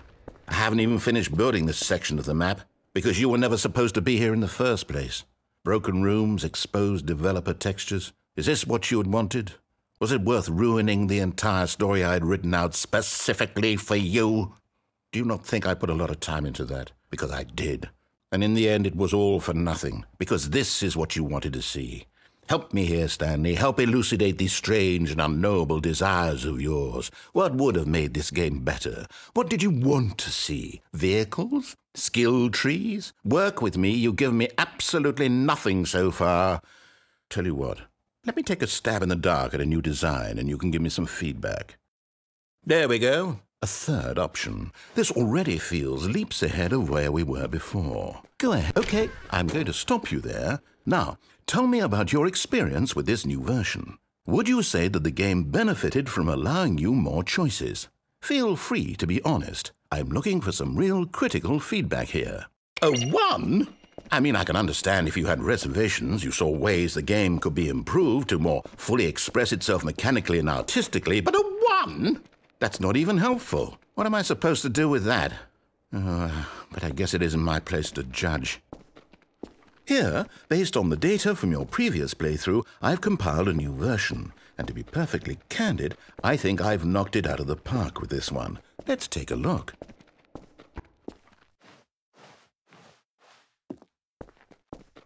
Now, would you say that competitive leaderboard helped you feel motivated to keep walking through doors? Again, honest answers, please. Hey, I nearly forgot. I've got a prototype of a new game I've been working on, and now would be a lovely opportunity to give it some playtesting. You wouldn't mind taking a look at it, would you? Perfect. Let me boot it up. In this game, the baby crawls left towards danger. You click the button to move him back to the right, and if he reaches the fire, you fail. It's a very meaningful game, all about the desperation and tedium of endlessly confronting the demands of family life. I think the art world will really take notice. But of course, the message of the game only becomes clear once you've been playing it for about 4 hours. So why don't you give it 4 hours of play to make sure it's effective? Be sure to keep notes on your experience.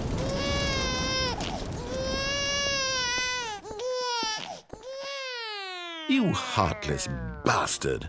Did you do it because you hate babies or purely to spite me? Because if it's the latter, well, I don't know what to do. I'm completely out of ideas. I can't think of a single thing that might improve the experience for me. I'm not even going to try. I'm out. I'm done. It's over. Thank you for playing. Your input was extremely valuable. Oh, hey, since my game was so awful, why don't we play someone else's game, just to ease the pain? Let's see. What do we have here? Yes. This seems like it'll work. Let's give it a shot.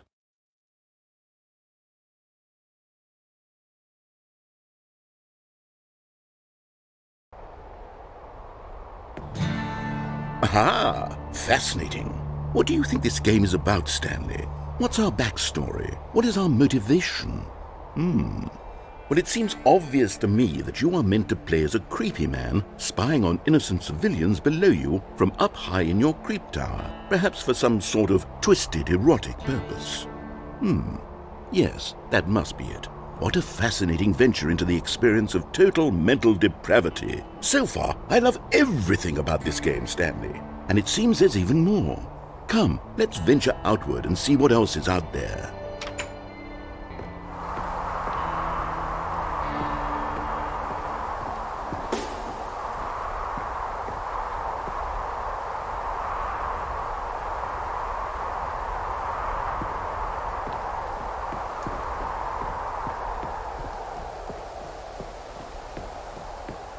Oh, no. No, it can't be.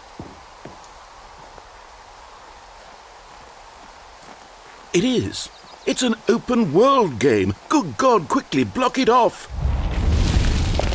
Oh, thank goodness, Stanley. What a close call. You nearly wandered off into that thing. That big, open, just wandering around. No right or wrong directions. No path to follow. You can just go in any... Oh, thank heavens we avoided it. We're out of the woods now, Stanley. Okay, I'm going to get us out of here. Let's find another game. Preferably something with walls. Something with nice, big, insurmountable walls. Okay, I think this will be just the thing.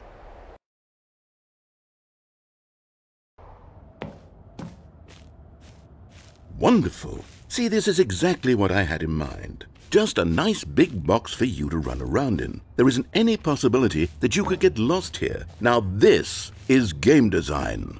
Stanley, if you manage to get lost in this game, I will be phenomenally impressed. Okay, so what exactly do we do here? Let's see. There are lots of cars here in the back, but obviously there's no racetrack.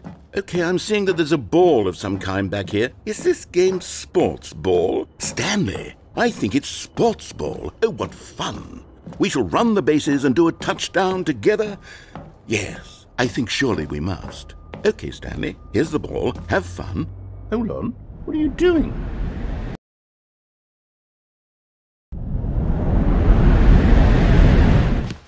Stanley, don't do that. I can't follow you there.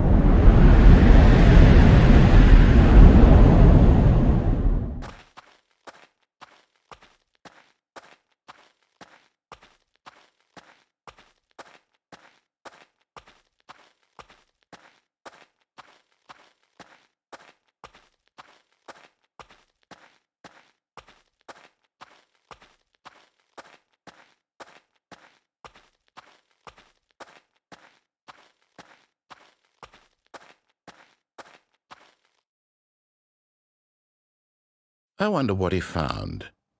If what he wanted was to be the leading man in his own story, well, perhaps he's gotten it, down in wherever he is right now. I wonder if he's happy with his choice, and if he's learned the heavy cost that comes with it. He'll understand soon what I was trying to tell him. He needs me. Someone who will wrap everything up at the end, to make sense out of the chaos and the fear and the confusion. That's who I am. That is what I mean to this world. Oh, yes. Yes, I'll be back. There's no other way. Once this ends, after it all comes to a close, then I'll be back. The end will be here soon. Very soon. I can wait.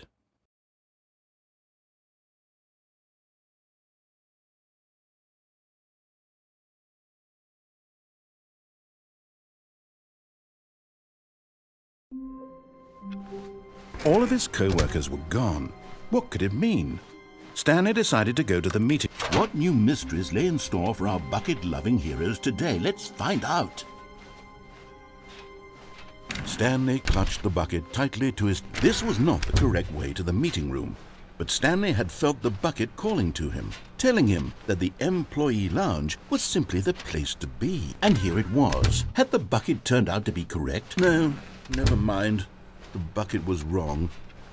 Stanley took the door on his left to go back to the meeting room. No, said the bucket. don't go to the meeting room. Go somewhere else. The cargo lift. Good, said the bucket. Now ride the lift all the way to the top. There's something up there I need you to do. Stanley did not question why or how this bucket was speaking to him. It should have alarmed him, of course, because buckets can't talk. But Stanley chose not to think about this obvious fact. He was firmly convinced that the bucket had spoken to him, and he unthinkingly did what... No, stop! Look there on the wall, you see? There's a sign right there. It says, "No buckets past this point."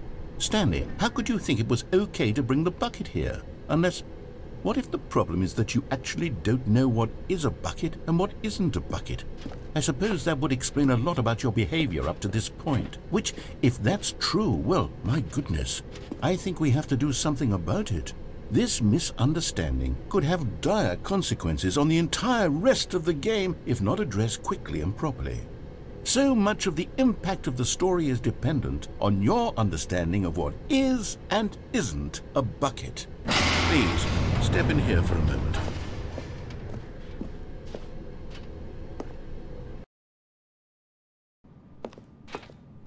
Now then, I'm going to run you through some test scenarios, and you'll tell me whether or not the thing I'm showing you is a bucket.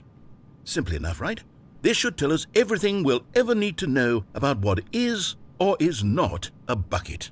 Okay, let's begin. Item 1. Is this a bucket? Correct. It is a hologram of a bucket, not an actual bucket.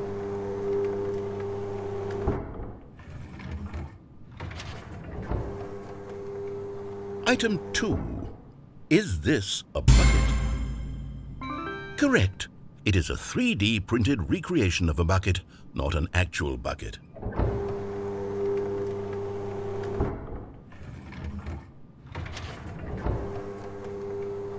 Item 3. Is this a bucket? Incorrect. This is a bucket.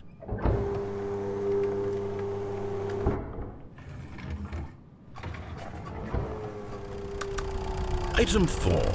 Is this a bucket? Correct. This is a tractor and not a bucket. To be honest, I just sort of put this one in here as a gimme, but I was starting to get concerned that even this might be too much for you. Thank you for not making me look like an idiot. Okay, next one.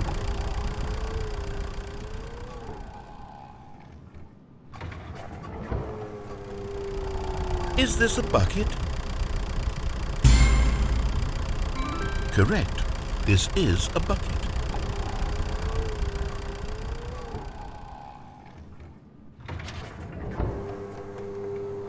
Item 6. Is this a bucket? Trick question. Both. Gotcha.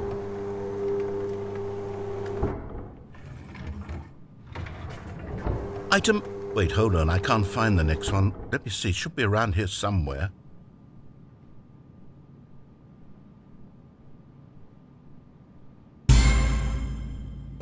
Okay, you and I both know there isn't anything here. And I don't appreciate the implication that nothing is a bucket when we both clearly know that a bucket is something, and therefore nothing could possibly be something.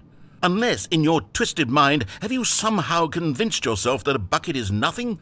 Answer me straight, Stanley. Do you believe that nothing is a bucket? You know what? I'm too confused to even sort it out. I've lost all sense of perspective. What is a bucket? What isn't a bucket? Mere moments ago I could answer these questions with confidence, and yet now I'm somewhat adrift. Do any of us know what a bucket is? Am I a bucket? Stanley, I can't keep doing this. I'm losing myself, and myself was all I ever had to begin with. I'm afraid the bucket is threatening to tear our relationship apart. I can't have that. I'm sorry. But I'm going to erase all buckets from the game entirely. Okay, here we go.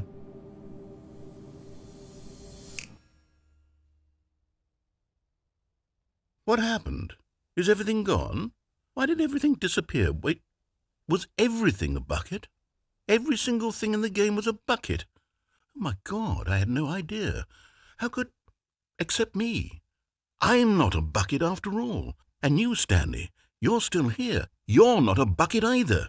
Oh, this is wonderful news. We're not buckets.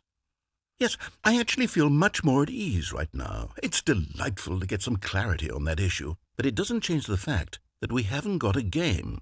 So, tell you what, I'll reset everything and we'll put back all of the buckets, okay? And we'll know that it's all a bucket. But if you run into anyone else, maybe don't mention that. Who knows what that information might do to a person? All right, here we go.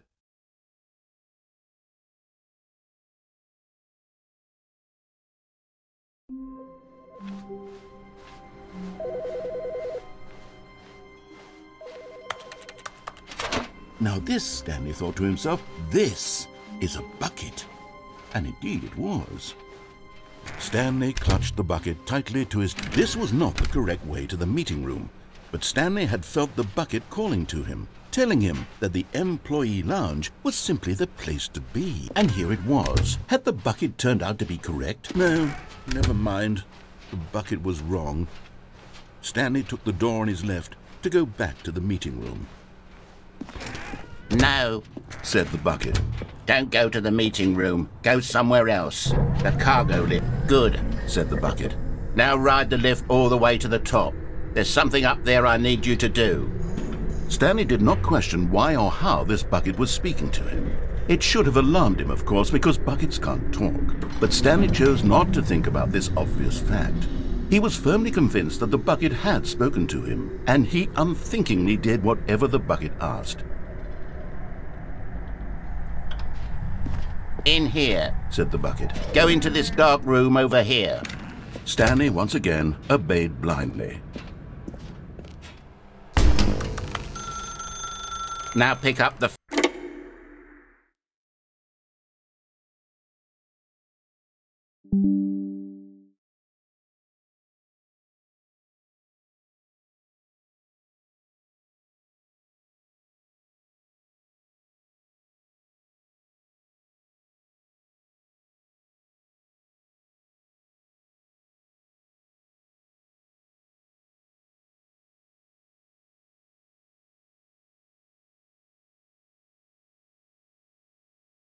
Are you actually genuinely shitting me right now? There's no way.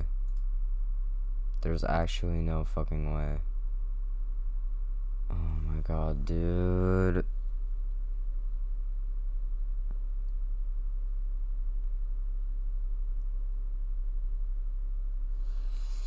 Bro, I've been here for almost 3.5 hours. It is 2 a.m. I want to finish this fucking run. Don't die on me. Oh my god.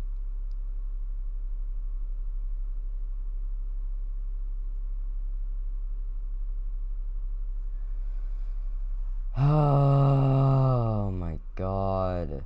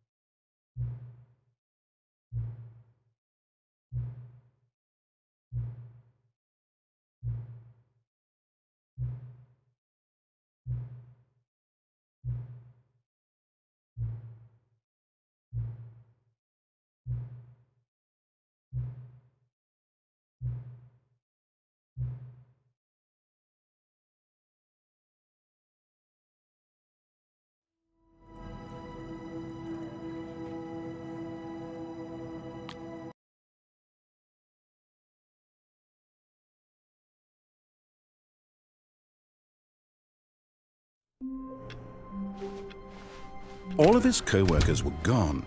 What could it mean?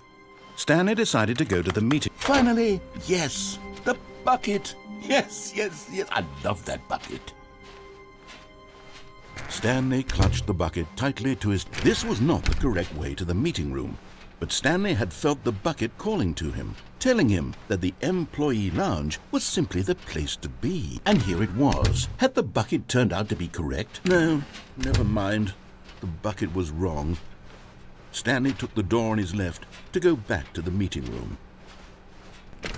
No, said the bucket. Don't go to the meeting room. Go somewhere else. The cargo lift. Good, said the bucket. Now ride the lift all the way to the top. There's something up there I need you to do. Stanley did not question why or how this bucket was speaking to him. It should have alarmed him, of course, because buckets can't talk. But Stanley chose not to think about this obvious fact. He was firmly convinced that the bucket had spoken to him, and he unthinkingly did whatever the bucket asked. In here, said the bucket. Go into this dark room over here. Stanley once again obeyed blindly.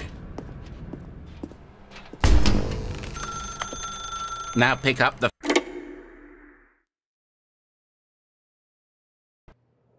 This is the sad story of a man named Stanley and his bucket. Once upon a time, I gave Stanley a bucket because I thought he was lonely and could use a friend. And then, very distressingly, he began to believe the bucket could speak to him.